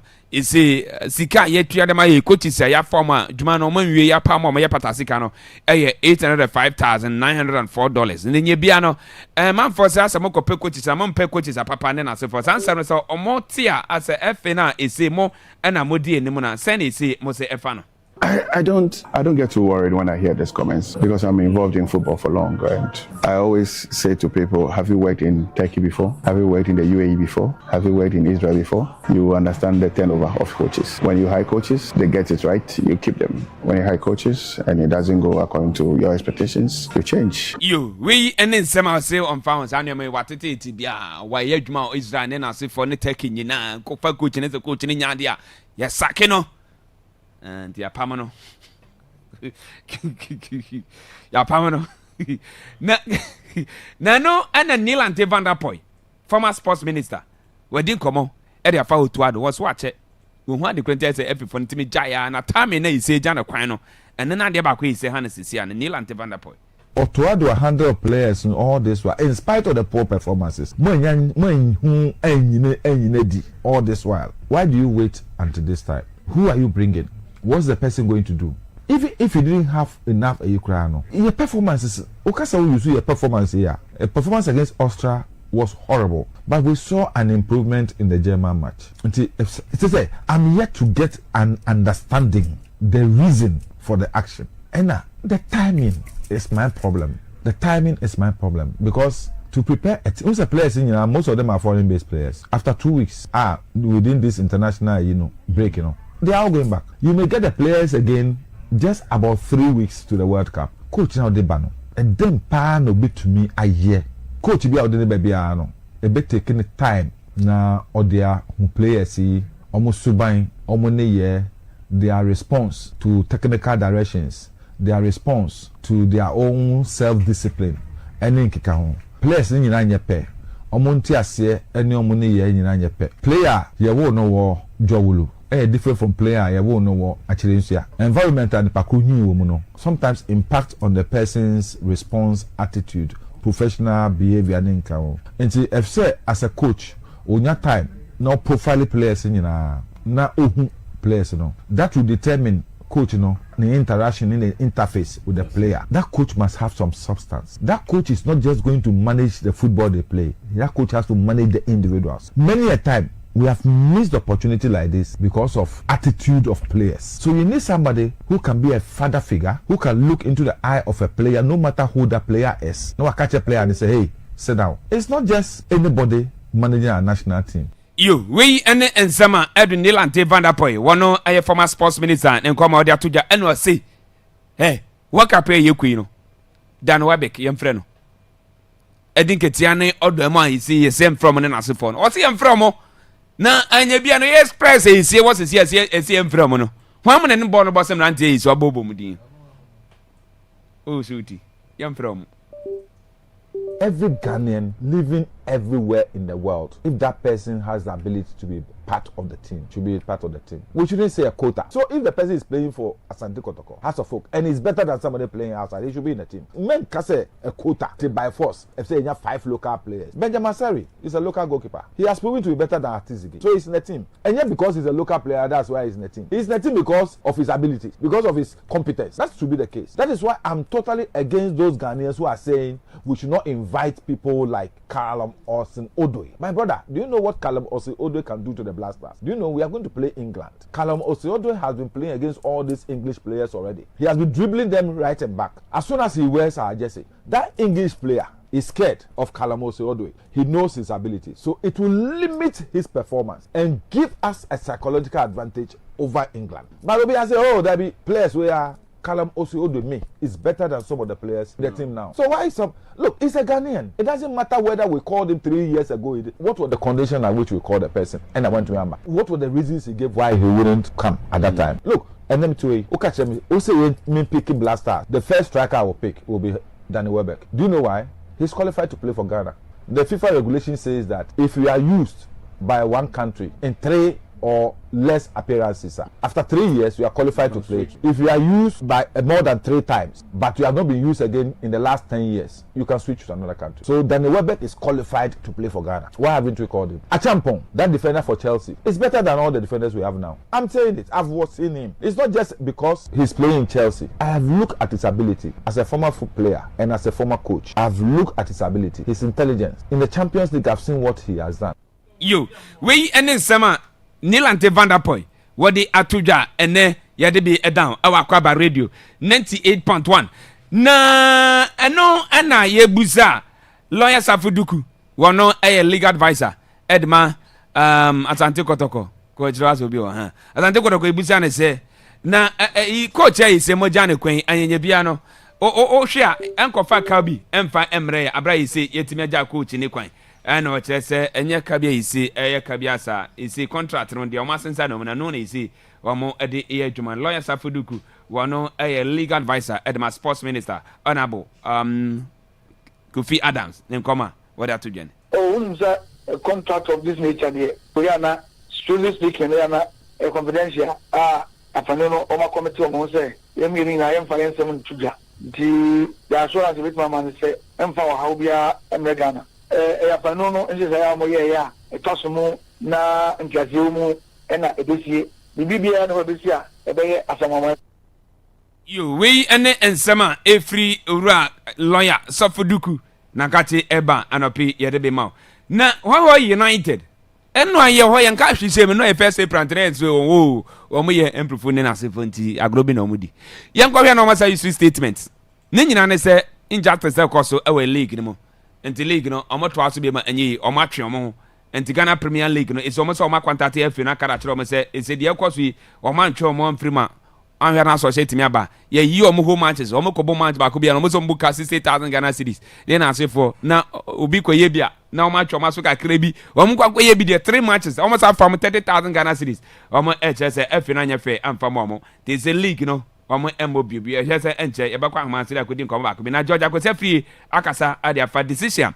It's a how you na telephone atiki. Adia kakra ha me o ho ya sem na ba no pay. So be kai a maybe a twem the car say your league no is being manipulated. Your 2 major leagues, Division 1 and Premier, is full of manipulation. We back here with evidence with that's sorry and say a charge me. To mean for evidence which mean ya butre. Nam say evidence be brave. Nam de come out. So nani ebe frame you. For chani ebe de me verdict about meaning. But when the SC no me person be able or to create bonnet. No, we are not being fair even to get. I'm telling you. You know where the problem is? It's club owners. And their costly. Who says they don't know? Who says club owners don't know? Me a friend, me per referee, me referee. What is your friend? Say me society da. Nkambe tisayo or Ghana. Kambe say yes, I have evidence. Because you see, there's a record of me calling you this morning or you calling me this morning. The way I easy to check. The FA itself is complicit.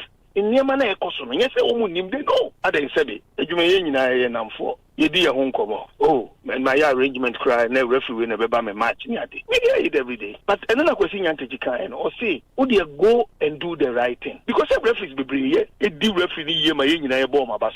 But I'm telling you that the FA itself is complicit. Why is Huawei crying? Huawei is crying because inconsistencies in decision. The same decision say a violent incident is what Brekuma. You ever hear any power of the team nano? You ever who punishment here the bemano? A see what Vishina. You ever hear any power of the team nano? Any the bemano? A repetition of an offense calls for a stiffer punishment. A repetition of an offense. It calls for a stiffer punishment. In this end, say me a whole United. Now me a BB. Now finding me be a 5,000 cities. Now me say a BUA. It shouldn't be 5,000. But I can show you, I can show you decisions of the FA. Repetition and offense, even 3 times repetition, cry almost the same. You see, grow. You, we and the free and one by Edon Sam, Yadema, Georgia was a free, Nekoma, and Atuja, and what she was Sakasakra, Edia, for walk up a Yukui, your coaches of Ghana, 18 league club coaches, no. Umbiano is so I stand coach at the senior national and the Black Stars of Ghana, no. Was say, I say, ye, and yes, near friend who be busy. A idea say how as I'm penny 40 me near to 1 more. So there be a bit to me about my league, so yet me a project in a year. Is it not an indictment on Premier League club owners and players and technical team? Say you call World Cup, you have 3 players, only 1 player from the Ghana Premier League. Not a single member of the Ghana Premier League technical team is a member of the Black Stars technical team. Any indictment to you? I'm talking of coaches because you need the coaches to be there so that they can go and learn and come and improve our league. In this year, assistant coaches may say assistant coaches of the Black Stars, not a single person from the Premier League. I'm not talking of those who go as an observer group. Now, how do you send people to go and observe 4 years down the line? Now, don't we learn to upgrade? Now, so what would the call? Because of person Boame and a call World Cup 2022. Now, the call as a steady group member. Minko share bibi na member 4 years ye kwa esa go fan grofo foforo me elevate me mama nim so okay me make technical team na me share bibi because when I do that I'll come back and use the experience that I've gained at the Ababa training kwala in the Premier League. So I'm saying that say your Premier League of 18 clubs, only 1 player, not a single coach is a member of the technical team. It's a problem. It's a problem. Now the one way they are by ye Kenya. Now who calls them? Because see a league in India, Uba Congress, Akoye. Kwahumane Sumra na yene administrative manager Edima Oho United, Yamanka Samadan for Yusif, Allah Hassan, and he say one team and what they chat papa nyasa miketwa, no more liberty na I see na what they juma. Yusif, good morning. Na Bibia Boko dear. Madam, did you yourself from where? Yanko pardon, yes, and we papa, ye bow, bobo match to Kruma, your quaint meaning comobium. Easy. And no, na first April 2026, near him say a improve na moye, say league in a mojabo. You remember the same statement said the American Moses say Ghana Premier League is a mobium, is a injustice be a cost our league no. One here most of the motion pay, now cover how they are minim. This is a man a basa, sana motu. That's my mentor with you for Nana pay. Let say decisions really. Send you explaining what letter na yetro e comma efi no sapa pepe. We feel say senior menim say meka ni yimu ana say nhwehwenim na e koso wo ye football no mo no enya ade a ebe ma ya konya ama ya tumi akoso asi akan wa Ghana Premier League no mo because we feel say aba e dey bot a cheno sebi eno an e dey bot ban nti say wo dey aba foforo ebe bot a chi na wo dey aba foforo nso asan bot ban ya ebe hard drink kakra because it will be investment into at least the minimum we deserve is a level playing field for everybody. Senebeya at the end of the day, you know, there will be worthy competition, and then the best teams will end up becoming winners in the competition. But at this stage, you know, we don't see it that way from where we stand, and we believe the system is not being fair to us, and hence the decision to boycott the league. na mo take that decision let now you say mo de kwada F no mato omonka. Oh, as of now, the ANT will be anka, but yen duty as a club say you notify FA, you know, and that is exactly what we have done. I notify omo, but yen omonka. Make I said some decision by say mama 3 home matches ban and a fees could create 30,000 Ghana cedis, you know. More stay say no omo granted mamo na omo yesempa semono ombetimi edi na makoso mabo league matches no ewo hoho o menim sa na mo na mutie no efe no de no mo kafa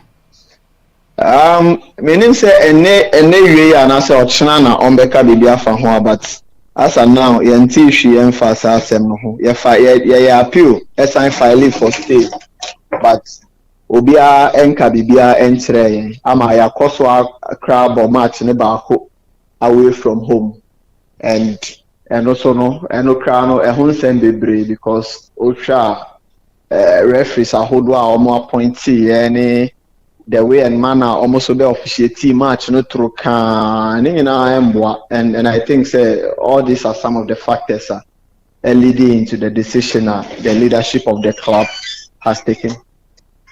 And the easy kind of chain it's here for nyina ayi so muti wana pi and afi so mo muti o Facebook no online nyina say United for now need the league no mumubim. Oh yes, for now senior decision na eba ye na mo hu ye no sa pepepe net here and they tro e dey accord down FE4 no so just as it is required of us and we have done that, so for now that's the decision that holds. Ede na FE ni ya mo decision mo take here no mbetimi atwe asan na league no masa atwa sabo. Well I don't know there, I'm not sure say there is anything that can be done because any American guy any incident back when any incident me at the end there in your be na see, and you know there are worse things that happen in other football jurisdictions, in other football venues that and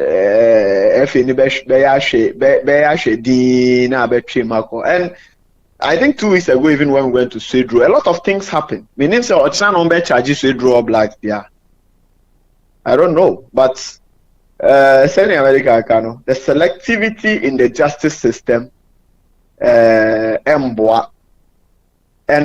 for us not to be given a fair hearing, you know, and also and we are one of the major factors take decision. At least we can be the cry and I say yeah, give us a fair hearing, and that is all we ask for. But even Enokrano, as a Omunye already say so the best decision is we exit the league. We should be all bono all the best for the rest of the games. In the moment against 11 Wonders in Monkobo. Oh Yankobo. I mean we've already communicated officially to the FA, so I'm sure if for nothing at all, no, almost will make communication official to the other clubs to tell them say we have indeed pulled out of the league. And there's more players no more to see. Oh, I mean the day-to-day business and they are still our players, the technical team, everybody is in place, training is ongoing. At least it remains like that till the end of the season because some of your players you know more contract and we are abiding by it accordingly, and then at least till the end of the season when we announce the new direction of the club and then we'll pick it up from there. This ometena camps are copy say league no me mo na e go wi no bosum bia no betua mo ka training say now communicating my players and say they are been into this when is more taking send is or press no fan. Well I think that they are professionals and they know say a decision obviously has been taken based on the ultimate aim of the club because like I told you, football is an investment. Football is an investment. And you know, when say who invest you a bibimo, now we need GDA or system no more, then I don't think say it will be worth investing in. Okay. You definitely. Mate, easy. What you better see. Yeah, he say and then you know FE4 no. Mama Pia, my yana face, Tina, you see, Monaco, on background, no, my head, no, more decision, others on my reverse, and I say, oh, I appeal now take it 3 weeks, the yes, sure, say, baby, free, mama. You see, I'm honorable Peter Mawu, so, or no, was I got a football club, Anna. Oh yeah, about football. He still has interest in the football. Will continue to do the football, but maybe a direction now, about football, no, will be slightly different from what we are doing currently. Where did you at? Yeah, because the direction now, no, at the right time, no, we'll announce the new direction, but it will be different from what we are doing currently. You, is if other EMFNCC, other your point bidding come out, why? Okay, and you see, Alhassan, and what's in and kind of no, I had the safety manager at the Mahoho United, and what's in Kwame. Bibiaboko. Okay, best for so oh, Fias in the area or what I say now. You know, your monitor now, sir. Kofi, ye, Enra, na, you say a proof. Tina, some of us thought say, Hoho United, a grouping of money, yeah. But Kofi, we have baby and Semno, Akika kwa kuduna, na is I don't know. When you a pool, but a poor real pa, no money. I grow nya go no good ye. But go easy. Some now United for a canon. Way any news. I'm surprised. So I finance all United for them who say ye league na ye bono. There is injustice. Akofi. Now see how many times na maintain fear. Okay. And can say ye league na ye bono injustice na the league. Said ye na George free e canon. Ye hwe club we anim ni ahwe pani oda no no ne de asotwaman ye hwe club we anim ni ahwe we e wo a game changer and punishment we ni game changer and the punishing in this way Kofi and the man me bu fu George free ensem na na oka no say on what say e clubs na nti we no fa bia nkoma e clubs na eden clubs na ye na mo ne nyina chirma sa kwetena congress na ye ma ja tuma mo nya den good and na make sure say now adina senior clubs na ko elect K2 Kriku yeah. And the injustice na ekoso so Kofi why na say say injustice enkoso say class ni kwa na elect wa when it comes to justice system class no doesn't have a say there be ni nyina ho but as akoja to me say tete on be sa akobim na edidi wa ehode e no se ma mun kasa nti wona munya din ehode that aspect tete no Kofi ho asem de enye na asem udi munya no abotre eno e ba na ye be kan ye nsem akire class no na nyina maja to so akwanya so betima akwanya ya ja to me say wo akwanya so betima akwanya so contest ya my point is onyanko tetem no tie asa na ye kase mpacho kete ko tetem mpacho mpese mbisa question we collapse no any K2 Kriku including the entire school if one is powerful class na yes omo take am this powerful no class na but I mean say class near election na say ye beto aba me no ne ya eti hey ye powerful ministers ni nyina yes we know say ye to aba wi atumi ni ye nsam biem ne nsam biem but any say tumi na ma mo good who na the man no na make sure say time e send be tumi ni bi amani powerful enye nuye good nti na mpese ko fita go me nya abotre now tumi ni de akosho mo nsa wi but say the next election e ba be ba na ye be kire class ni say to me na mo de ko share class in ai FN nsem no last 4 years na e ko saying e ho na ye be yi nsem ni bi hidden e dey bi wa sam na ka to ase o ye dey pese ye oso ti ase ni say yes ye na to me ni cry e na wa be gire ni me say ye mo ahon kwan say ye mra no wo betima kwa ne prince aso ni yankwa ja to me say san ko say e ba se ye wa ha say ye say efe no modern so ani say Ghana ni be criticize no more proposal for 10 no more proposal for 10 by which I clear even though cat in case obeko and now but we na nkom na obeko obi ani so obeko and is what now san ko tena congress ase now je to me say now je to so okay am kwasa san ko 10 we FA president what you call prince so on say about for ba yes 10 na nye ket nkwa na eko we know me ba obi abetumi contest ticket ana so ye kotwa ba ni we are the outcome of election na be kire e bia ye keke be kotet we lose election e unse ye Gaka representing for class Gaka primary responsibility e checks and balance in government ye friend watchdog ono de na adwuma ni say all share mother body ne efe no put mother body no on their toes checking no secret what you feel num baby I no mean any idea but when you fail to perform that role class no mo fail to perform that role say mo make you so that you put the effort on their toes or ya de na nya munyi ni tran chen ni ade mo ni bra aga no so be ni yo the late Sir John can be say one abronye senior lawyer no o say MPP be delegates form no kra to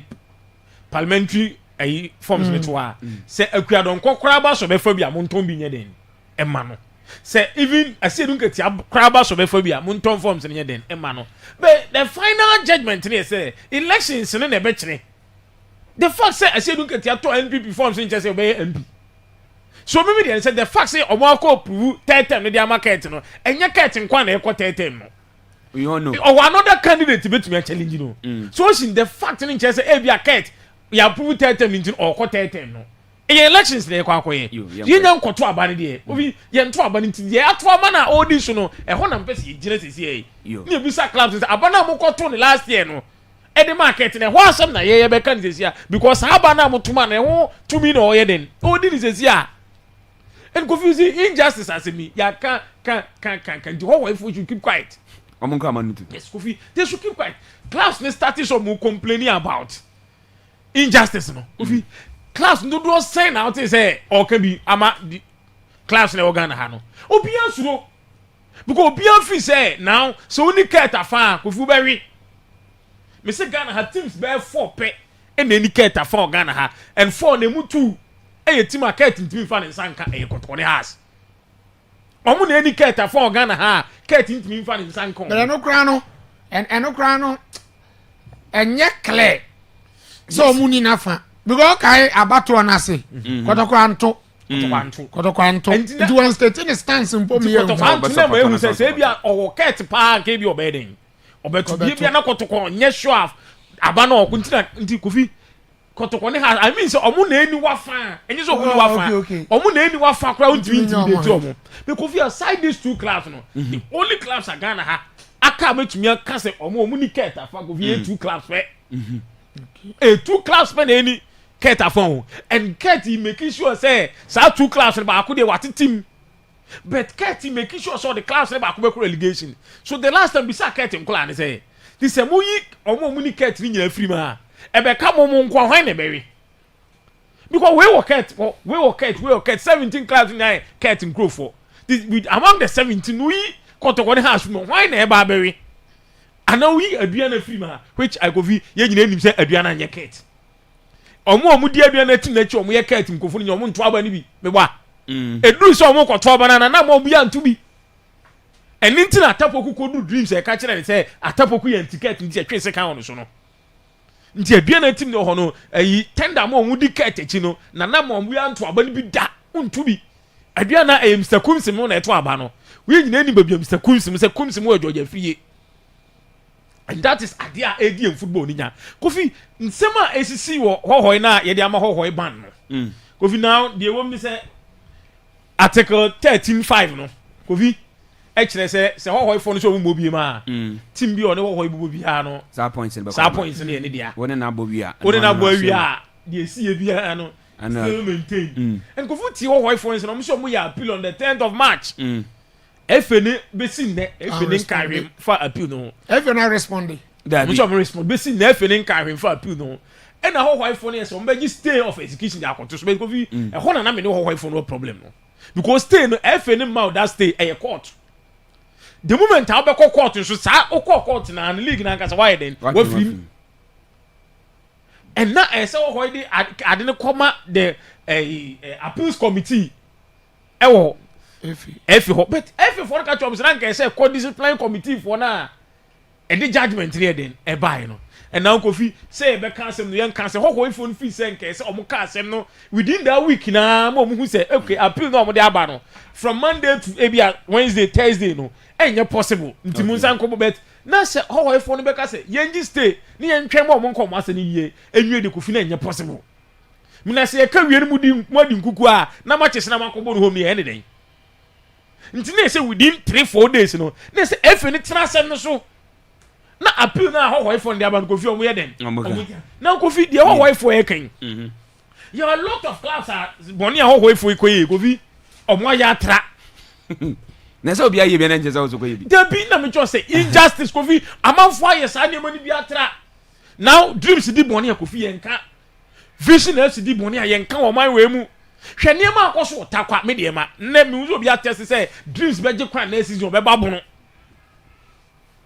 because of that injustice na amasa na emani nyina den ekoso no your class nye hwe we yenu ni apanish no we hwe we yenu yesi suaduro Henry Asante twemu e na era ne suaduro ti suaduro fo di boni a Kofi yenka omo asem me de ma timi prevent obi from so be warm up Kofi ni atwa so yesi enbra bia no ye edin so Kofi says how dey na ekoso en ket on ti ase na ni magu ase Kofi nim ono nko aba no say last year nka nations for ni free league no after so many ba second boy no nka Kofi nations for ni free ya ho na nsu atre for Kofi nsu atre for gone now your whole young apostles abe threaten say nko mo so ko Kofi now ho united omo free league so Kofi ket international meeting no say Kofi nyente tita say ebo league obi mi mobiem da but there na abo no ne time Kofi wo ha we say me mobiem we say me nyebiem Kofi your system na failure mate to Kreku should know say league na ye bo no jai Black Stars unim Kofi ket be FA president apart from the abandoned nitika ewuram die na ket aye papa ya da say we say ba obi emfise ne nkomo fi ase Kofi nkomo no mo de but ebre ni nti re be share the other time Kofi mo interest wo stories bebre mu zam yes George Free asem na waka no Kofi ehu na abroad the financial the other time say in the attempt to find a coach to replace Otuado we are here to hear a local Ghanaian coach name in the conversation and ngwase o Kofi ay serious where on the continent uko Egypt when Egypt dey point afo mienu Hosam Hassam na ayi Hussein Hassam ana omo coach national team ntafo okay uko South Africa assistant coach main coach ni Hugo Bruce or Belgium ni assistant coach ni Efi South Africa in fact he was part of the 1996 African Cup of Nations South Africa kwaje no Kansas squad no ho do ori emphasize our story nto na me hwe ade bi Kofi odo ye ni nkachia de nhiomo mo hiaomo mo de mo tena wa omo ye fanto ba bi ba bi ma bona ye mo tena wa isi Kofi na no me hye nkomo bi ase after the sacking of Otuado na enne me pese me san team biem say enne when we are talking about the severance packages Otuado bet is a compensation $500,000 yeah and even say a pound earlier and ko bet be 1 million we can about say o mo kan ya na say o san ho brubi yes no dey $500,000 in the contract the clause na shame ni kire say say mo pam no emra na contract so mo man compensation of 1 million man fa 1 million na man no ko fi ada na man for be hiding behind certain institutions our man we didi bone ada wan for na tell you didi puta bone no Keto Kreku because of football what causes serious financial loss to the state samum obaye obafa if ekonwe check the number of coaches being appointed by him after that because say coaches na Keto Kreku appoint you no why na timi wie ne contract ye ne nyanto baze amfa mo wana na wasa no wana nyanto baze ma oya wana Keto Kreku coaches on by no wana na ya ade aga na for pam no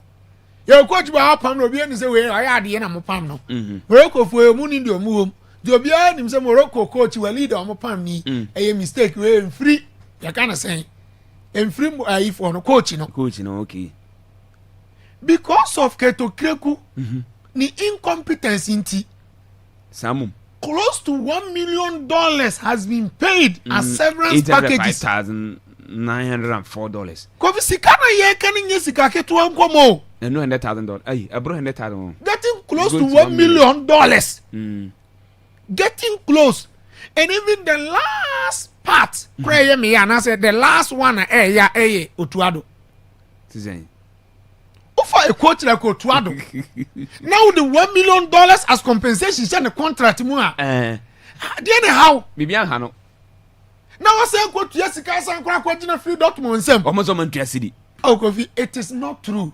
On record, Otuado no contract with Dortmund. I Dortmund for another Ghana your money. Nobody almost employee at Chamosefano. Other Ghana near Dortmund for the you. Mate, Yenesi and I uncle best. Keto Kreku. Asama what can I say? Says a next coach from the Bebado. Omo the coach who control in a dressing room or akukudro. Yeah. Into no nim say the omoko fan buy no ni control lose control dressing room. Na press ni mu no. Okay, and press na can be. Because for you to tell us say this time around no this is the criteria mo be fa coach or akukudro dia. Na just say no need the more penny be. There be. Wakasa boys in from some. And me say Ghana for mo bien blame Otuado so nya de na blame why Keto Kreku you because no dey take his decisions no after so be that Ghana for e the criteria beto say ye gina we anyway so any e dey ba be coach every press recruiting mo we no upon say mo constitute two committees or mo we mpe coach mrana we one for mo report na nye we no dia say na ye ka kire no mate ye da say eno e the tactical man ocean enen command me no na edi ntiman so ron ko bia wa best for fiancé super zonas no omo na esi akwaje omo sa defend biom enya asam keto kra na omo yade yempre omo yeah yangwa is one coach no wow okay are you yo coach on the Ghana coaches no akrebi no atwere ne diabo ne bo enya ana bacha opose no PA teacher. Okay. Ti PA teacher na coach was in. Ye ba kwa na school for no be medas na me deda mukuma. Yes. We medas for meda ya to na sana calamity. Sanity on. Na mo trophy no way. Trophy no ko di ba bi kakra. Akodi ba bi on. Na ona oje golden boot na. Sa. Oh, okay. Good. Now, coach, boy, you come back kakra. The kwan best one is so far last year ona je, this year so ona saje. E ba na na o kwan say. Udina Nkasa would Evrosen. Your friend February Prince. February Prince. Do not friend Wagao. Huh? Wagao. Yes. And not do not name me. One of the two. I am meeting. Wow, would you as I say? A sports name. A sports name. Unya name. A man for whom more. Now, oh, Mamanica, you're being common about coaching course. Marco Vida. Davy. Uncra Lances. Davy. Last year, when I happen. And this year's I happen. Yes. Into to add no yard as one yard. Utoado as 7 day. You're fan to change. There be a young fan to say, Ghana, we didn't come out somehow, or yeah, dear. Never be so why and kui. Never been and kui. The tatis no and more team no. Sir, then go here tatis ben and call Bob Blasters. It depends the players are from and the tatis are. Na say a player say won't mum that. Into your money we into work for my bar. When I say any players among us is a tatis ben at the players are say Blasters and any players in mount. Una who choose your mouth. The pass one now ya say players a basic to system. Sir, do now can we to other casa players and come free people. Oh, me free binum by binum men from. We are one and come friend. For now, the okay, you. Only you comment. About the same last year was a few was aqua. In fact, my minchia, your headmaster, Kwakudanso, Mugabe Senior High, yes, I drew Mugabe. I'm playing a drum Mugabe. Yes, okay. Mechiano pa, and the management of the school. You don't say. In fact, me Barbes 2023. Okay. Through Kwasichire me HOD, and I'm a day free in my bar best. Na me buy no na or more plan B or more recruit 2 players. Inti in any thing come inti make us say Kwakudan so your headmaster or you into sports and also better your PE teachers in India, but together now say a collaboration recruitment from villages any breakthrough surroundings almost student and answer almost student we basic school na players na ye good na omuni ha no na yakọ form e de omo aba so one to best can promote me kofa oh ye timima protocol e ma omo ba okay and I been so back direct nti ye sports na inter house na na yenya feeling na ya kan omo abom na fe e training omo okay na ye kofa players ne ba so a ye wo teams wo ha ya second division any coach teams no ye de omo na ye house masters ne so boa obi wo ha ye border but ya omo akwanya ma omo free ho eco training nti I think say no so e ka ho e na aboa ya matam bia ye team no e kita forma as a team boko ye ni okay ma de ne kama mo dana se na mo na mo kama pa mo ya de na ko dan se na sa de ne ba na sa wo ko na wo dada me ko ye na omo ahase a omo ye ne dada nti wo ko na so ka se bi omo ye ne na bebia na ofri ba na de na munye bi ho na ye nye bi wo ho say headmasters no ya na enema bi bebere wo ho a omo support but kwakuda nso de obi ani nso ye coach a professional coach into your support that idea no so ba no de bia be ka ho okay nti o ma ekwan nti ye kofa akora bia na o ye good or sports a ya o ma ne da protocol no okay school mo okay and ye ni kan yen some more congratulations so say o defend here was akodi na money say teams and clubs and schools am ko jam no na ti say okay my main starting free chroma there no inter schools no ye bo 4 matches ye nusu ba akokora mo we ne nyina wow last year so sa and this year so ye bo inter schools no 4 matches ye win ni nyina and this year so ye co super zone as no ye bo 4 matches okay first match any mistake and I share no one and second match no ne wanchi ya no wa ben Mike ne brekum presek and almost ye show mo one man ye say man ko fam say yinti ye ne brekum presek and almost ye show mo one and ye ne wanchi senior high ekobo 1-1 and ye winning on penalties okay and ye call final ye ne susek so and ye 1-1 and ye winning on penalties na abraham ko just susek na almost so sunya na mo besi na mo so mo fe brekum no na mo ko no na hu bi enim say omo hosting is mo go jam me to me there my di school sports na chi ache me call school ewo best enti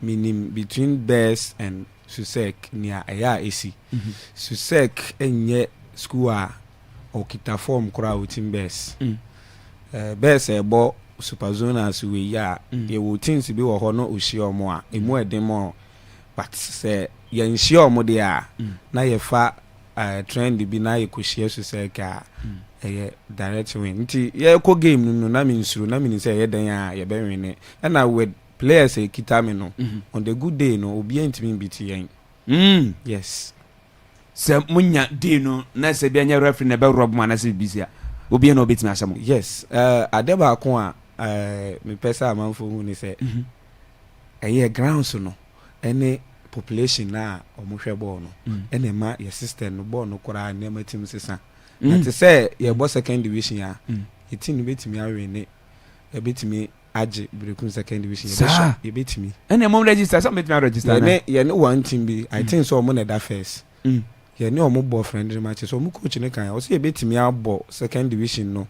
age second division league no ta nti o ko ta tournament we ne that is better now the room what do you call okay ya na ye nyusu one information ye start game now with the team no ya normally no ye bo 4-4-2 ye opin ye shego a na ya be bo 4-3-3 oh okay eno wana chero ye sua de o sua de o na kwaku dance so wo ho nti ya sometimes ofre me on me adi nkomo oh okay nti o hwe nipa yi se waye a all paper sample be right into proper coaching yes we say coaching adwuma na practical purely practical nti onye opportunity eludi students ye de na ye no school sports academic sports na ye nti players na be fa wonse na ye den ya after 3 years ebinu be free na ebinu ma be shim nti say ye nya this grounds na yetimetete players ehu qualities etime raise enkora we ya I think say mrepam no ye be ye coaching course no mati mesa ba opi na bibia bokode se bibia boko oh menu ya bibia boko isi ene mu coach wo ya de o oh yes nti o je trophy ni dia de na de man menu ya ne din kan no mechi abrekum manyina ewo support wa omnema brekum senior high school Menu yi or head coach enyina so ye adwuma ba ko enyina ye pay teachers de enyina ye adwuma ne say ye betentene nkura no na area mo akọ competition na yetimi anwene for now no there he is the head coach for Brekum Senior High School. Wow. The adwuma kro na what a man for how many years? Oh ye mfa man for years bia o was a teacher na there obakoso na yen so ya bobo na kra because utu kwan na se bia yes sir. And I say be a transfer. Now transfer no ade mo plan some be transfer na say. Oh, dabi. Sir. O say adwuma na de edruba bi a region na hwe.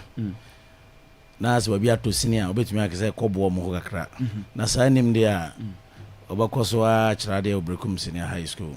Na ya hwe cap ya makwaji die mo na isi edebrebes.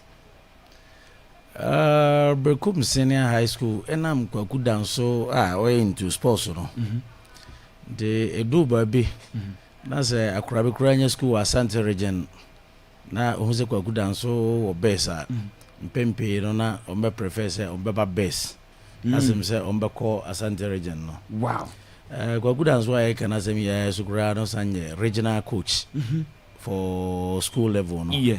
The basic school Senior High School team bia e be select na kwa good and so coach this year make say last year young players too enya opportunity ko ball U15 national U15 yes enjina na through coach you any kwa good and so ejuma then the for now no there your players are next year kra no ibetumi asia defend the zone no super zone omunyina onya dey se obi awi akọ.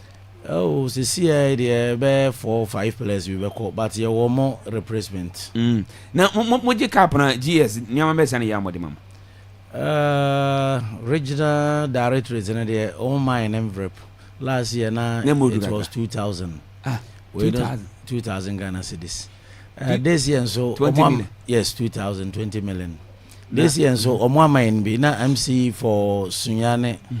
East and so amain be ndi said this time no ebekọ animu kakra na sa 2000 near you dey sense man we count dey some abon na nua we dey school for so mu didi pa. Oh yes atu say we obedidi pa na say we be 2000 kwa me ana 2000 na say so ana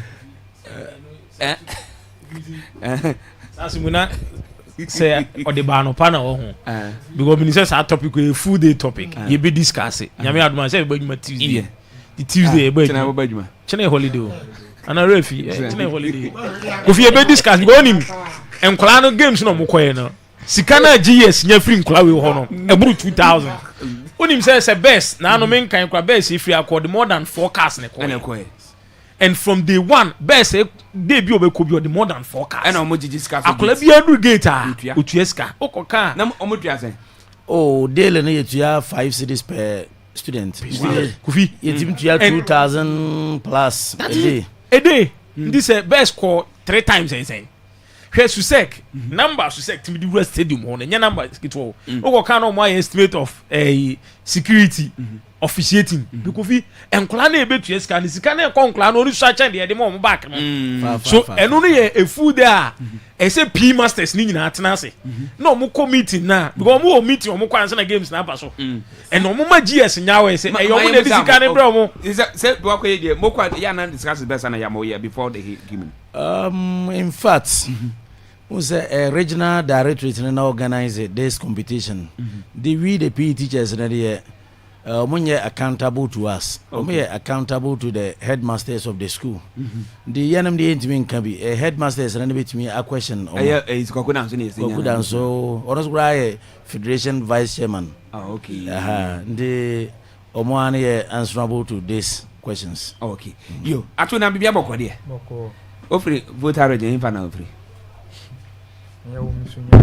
Ya wusunya. Na atu no kopani. You say before I say before what you know we enter for and you kakra na so ye penny say now what are we ofi one ban say bema born one number I don't throw nimba o nimbi minim de ntia wonim de now musa no na on go school bi wajai I don't throw wajai minim de ntia wajai sa born no obo position be center back Nobody. Sa ndi you move a tournament no award best and record ma. Yeah. One I captain no. Yes. Oh, capito. Oh, okay. Who be any say?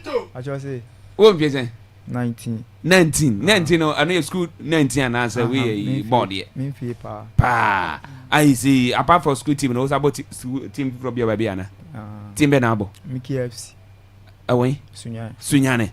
Nti ana office Sunyane ba school ana say Ami boda. We boda on. Oh, okay, nti o ma kwan na makobo. Sa. Na mo ko tournament na so free Sunyane yi say na obo ma best no. Na de omo hu no o man ka hwe anchero. Dabi. O man ka hwe anchero. Na na su set team no ni omo de. Minimum. O no ne o ma abo. Me nua kula na ebo mu left back. Unua wo swaba sa nti na wonim team nti wo ka tro mo se unua na yade nti we nyire no hana sa last year omoja na wo kan bi pa try and this year well nti wo captain for me how many years ni captain there 1 year 1 year ni from 3 year oh when I say nti wo maka say o last trophy na waja na say o za hwe ni me say o besa jibi mbesa bobi ansa na izo mo bia na sesi ere derby sa na nte won fie de the way I was here center back national team say ya that 20 no beat me abana ana unya ready so baba my ready sa oh okay so unya no mu 8 o si sen dey asem na isi o kada kire mo ka kire me nua no mu a o ma wie school am pese o meto aso ne say o mu nko SHS ni bi na ho de chance o bebele za yes na ultimate for no mo nye stubborn o ka bia tro mo fa mutie sa yes sa odine de tinga on tinga na we de ni be mic no mo be mic no ebununi we ebununi acha obrai biada acha woni kinem de tinga no na odi pa de sen Ernest de Boatin na how many goals now share here most are they for acha me share 2 who say 2 goals acha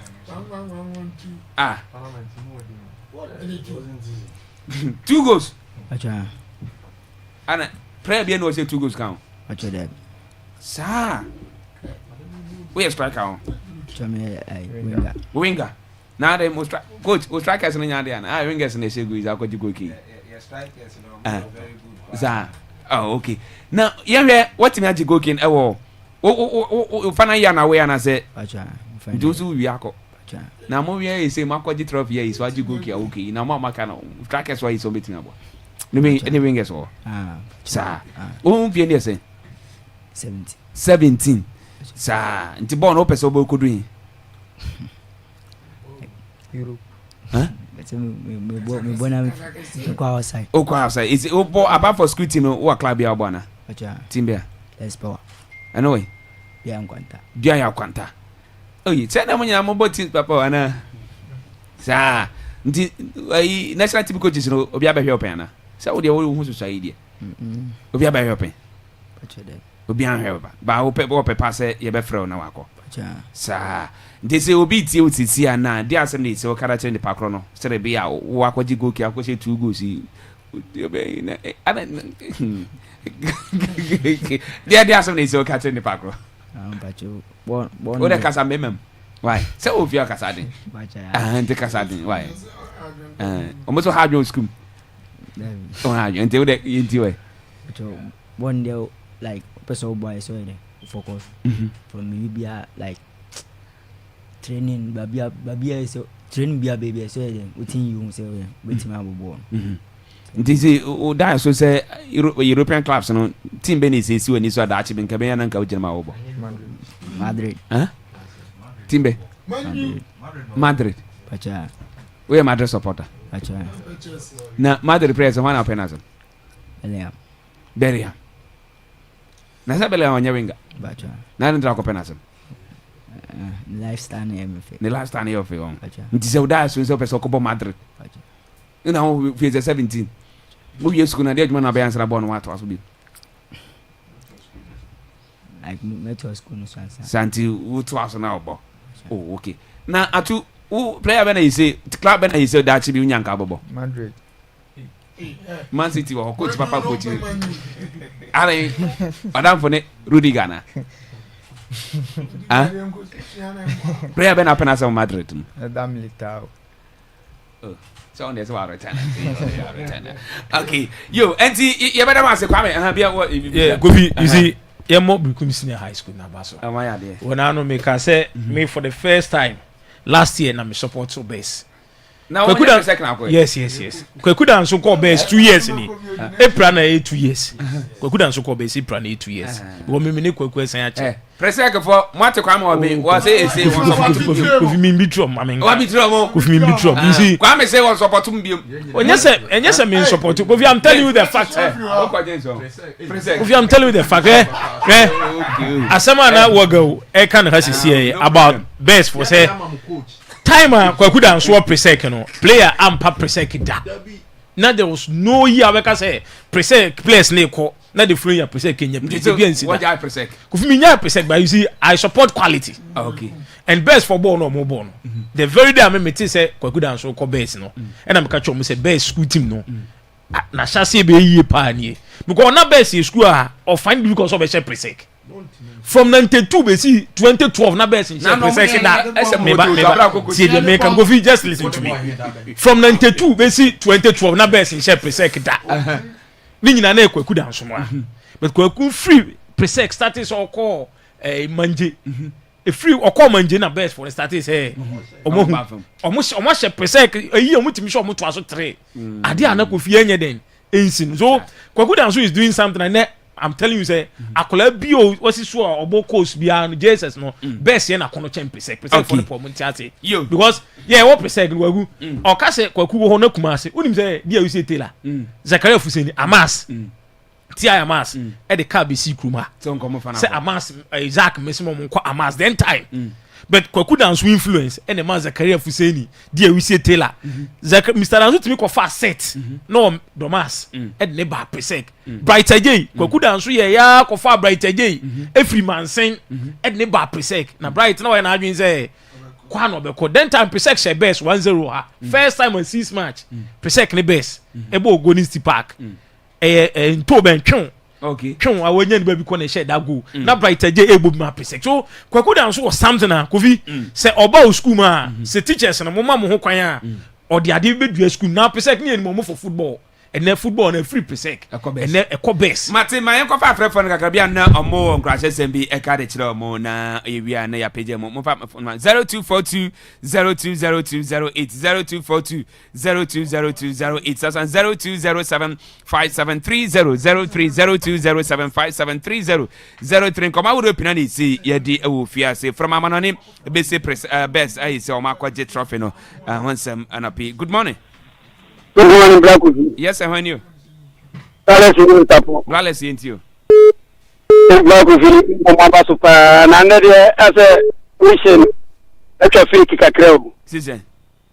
And you run social media, Crabia, organ, and say, for the you bet it which any fake no actually. What kind you know? You bet it much though. Nipana is say, was say that I'm no. No, there be no bridge in it. Is some way is a loop back of us. Hey, yes, no. And no, I say yes, and it's in Bankas or Ditro, Mr. White. Okay. You, that's my palm. Yeah, that's the Blale said, that's it. Good morning. Hello, good morning. I don't answer. Good morning. Oh, 0242020208 02 Osukunya de o ya kwaja na vivino. Good morning. Yes sir. Good morning. Yes sir. Pacho Kinjumu Kenyatta ni. Kenny yentio. I'm say ayi ni lamti anapemo na ni din komo. Ya me ni ko ni nsema o kan na eso ni pa Ghana fo. Ni aka etoma kuma super. Ya go bi so o kalu mi tuma na no onu na titi England fo no. One say kalu mi tuma na no onu na titi England fo a Japan say England 1-0 no. Yeah. Nti one say experience o Premier League ni mu no. Eno na ama sanye mana de ben otimi ye. Person ye wo Danny Webber for ho ka say Danny Webber kra no. Very much ya fa say 3 years ni a ontimi nye den. more international matches biano. The team Ghana for fair no man be boy. She then we be former Ekitano. Now say was England defenders ya. Are you Brighton over you on some of the ya me boy. You say. So nti da ko fi mesere mo a mo me hwe na saade no so yeni mu na one ya kan say osin wa hwe yi a mefre black kwadu say on pam mu mfiri ho da me ya do ma yedi buru ya kan say ya ko chap ba na wa say mo yo ya te ya da yo ya da hello good morning yes and when you Pacho Medindi Kofi Mikazafi Kutren Matu. Kofi and you. First of all, I'm congratulating better for me. I'm called the mass, but best I am congratulating. When I may show me say next year, then I'm out of the mass for yes, I come back. Go more, wouldn't say a band of football, and your best, young credit man. And to my dear, we congratulate you by the mere man next year. Above a tournament next year night. You, yeah, that's it, pa. Adolf Nabi Biabako, dear. Gonna go down. Aha. Na say ya league. Na say ya penny for now. Na say ya league. Na say ya penny for now owo ho no. Na the same thing na mo ya. Get me mbremu, get me mbremu ayi. Ya ni be mbremu, ya penny for no e wo team no mo. Bye bye. You, yeah, that's me man no. Good morning. Hello. Morning Govi. Yes sir. Govi na mpomwe. Right, na Biabako dear, bako. Onyamia Govi kachiro bense onya kukulo no nkasa na Ghana hakora no president president to abano o yemi say great me ko demonstration sa abano yempe no nchentrefo mo na moko na mo bo bi mistake mo na moka nti catch ye mistake ya nchentrefo ko mbiti mi aka wo de ho Ghana se masa de wo ye na enye nti masa fira kunya so yem pound fira kunya so because what it Ghana football for my problems dey break mitambi midobi na matindi heble kum Chelsea kwa abro mo de referee libre kum Chelsea pass wo brekum yini mbo mu yehu de ko nyina ka bia na de mo de bia na tapoku mo anamo tinga na na president obeye obeka mani na bom no na wo ye ntiti mu ha nti senchefo kago me trauma woni oben kasa je osoro no on ka che je president say masa ibe demonstration e betu yo ye na nye na menka mo yeah that's right. Good morning. Well, on 90 minutes, and Faka Krebi 0242020208 02420202. As a bunch of people, Kodia. You might eat you. My entire area no base for more. In fact, my Juma Papa. Nema de oyene football no. Na won say national team no yemfa bi head and shell under 15. What is it? Under 15, say man on. Man yeah, man under 15 for no. Me man okay, me man under 15 yeah. Okay. And then what?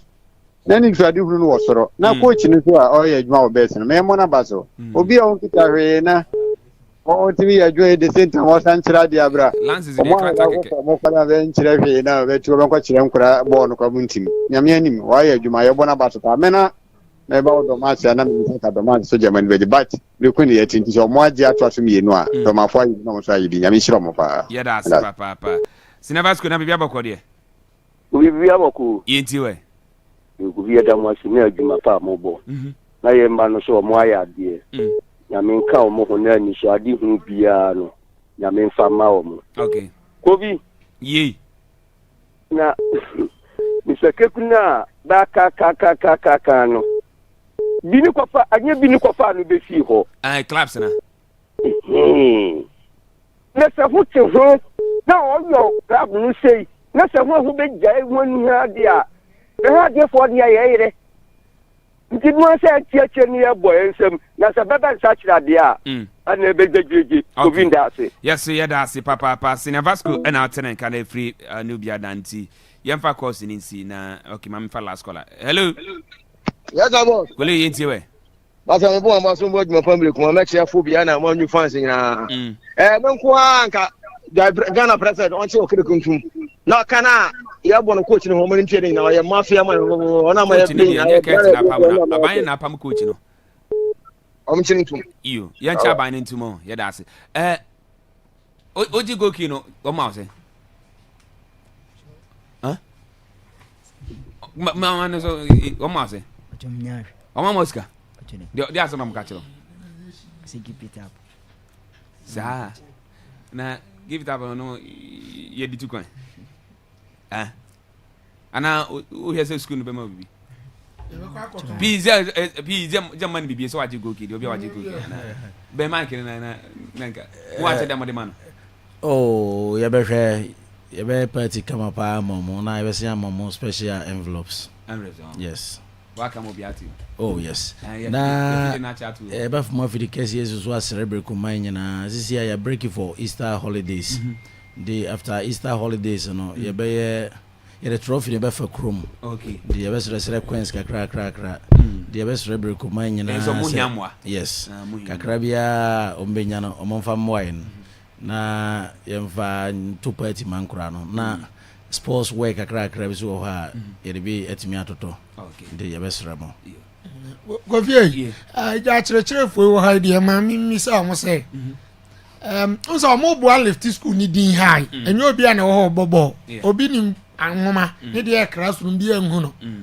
Mo package bi mo to say be a scholarships and say or can say mo package 100%. And I'm talking about be a scholarship. Be a half scholarship and be a full scholarship per man. Okay, Martin. And P over here for now na the senior high school near free SHS. The young crano fees be a no near. The after 3 years the Akrano Cottage area. Holiday and ya modernity and then more special be a bill. Sir, said ya wakwa jidin at this school na a bigger school na ko be nanka bayin ka yedum be dia man. Tell me na party. And they any money for na kakra also say bit college of education any bit university them near bia no. Akra we are there no say e boa wa mo admission na e form kakra. Oh okay. They become college of education. Yene almost sports directorate ni nyina no edin sa wo. Oh okay. Dia bokra na say akra bia we very good no. Ye mo na ento form no. Oh, Omoanim sene ombesi aye. I am okay. Yes. Na ngurano ko cheti sen ya na se. Eduba bi edin.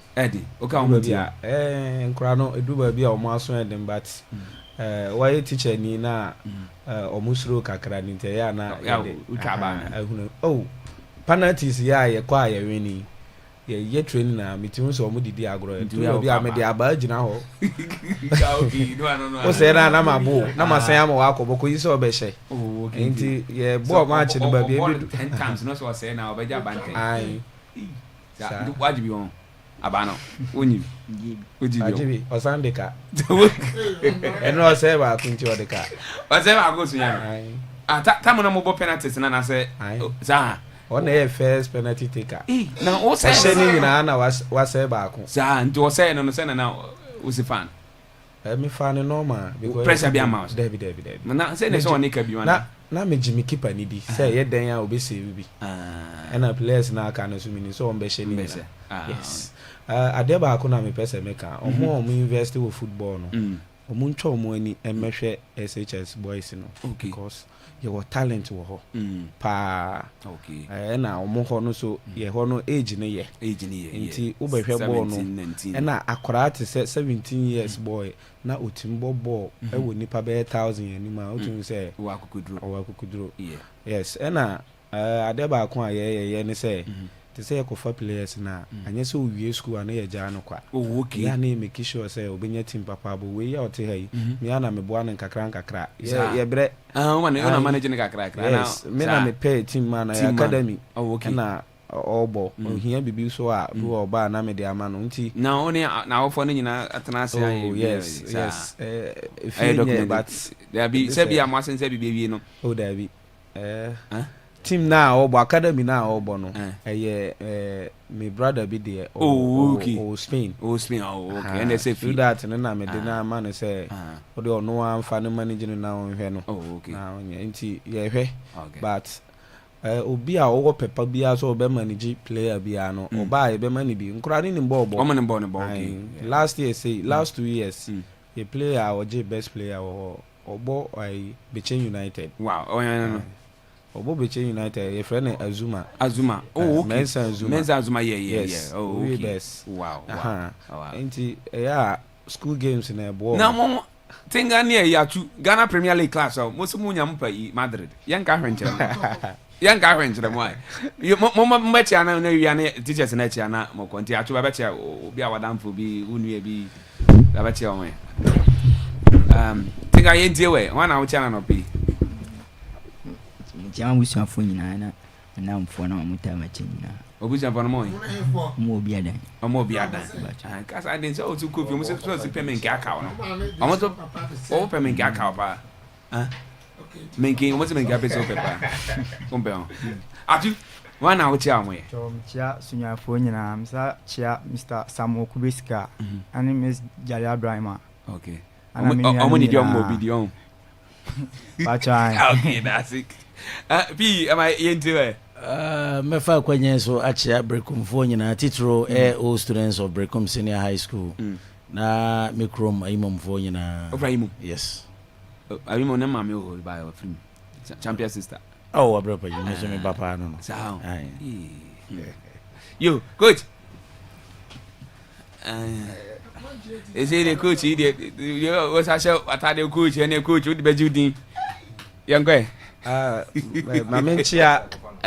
Mamenchia me brother baako part of brother and papa. Mamenchia part of me. Yes. Oh, mini pan no. Yes.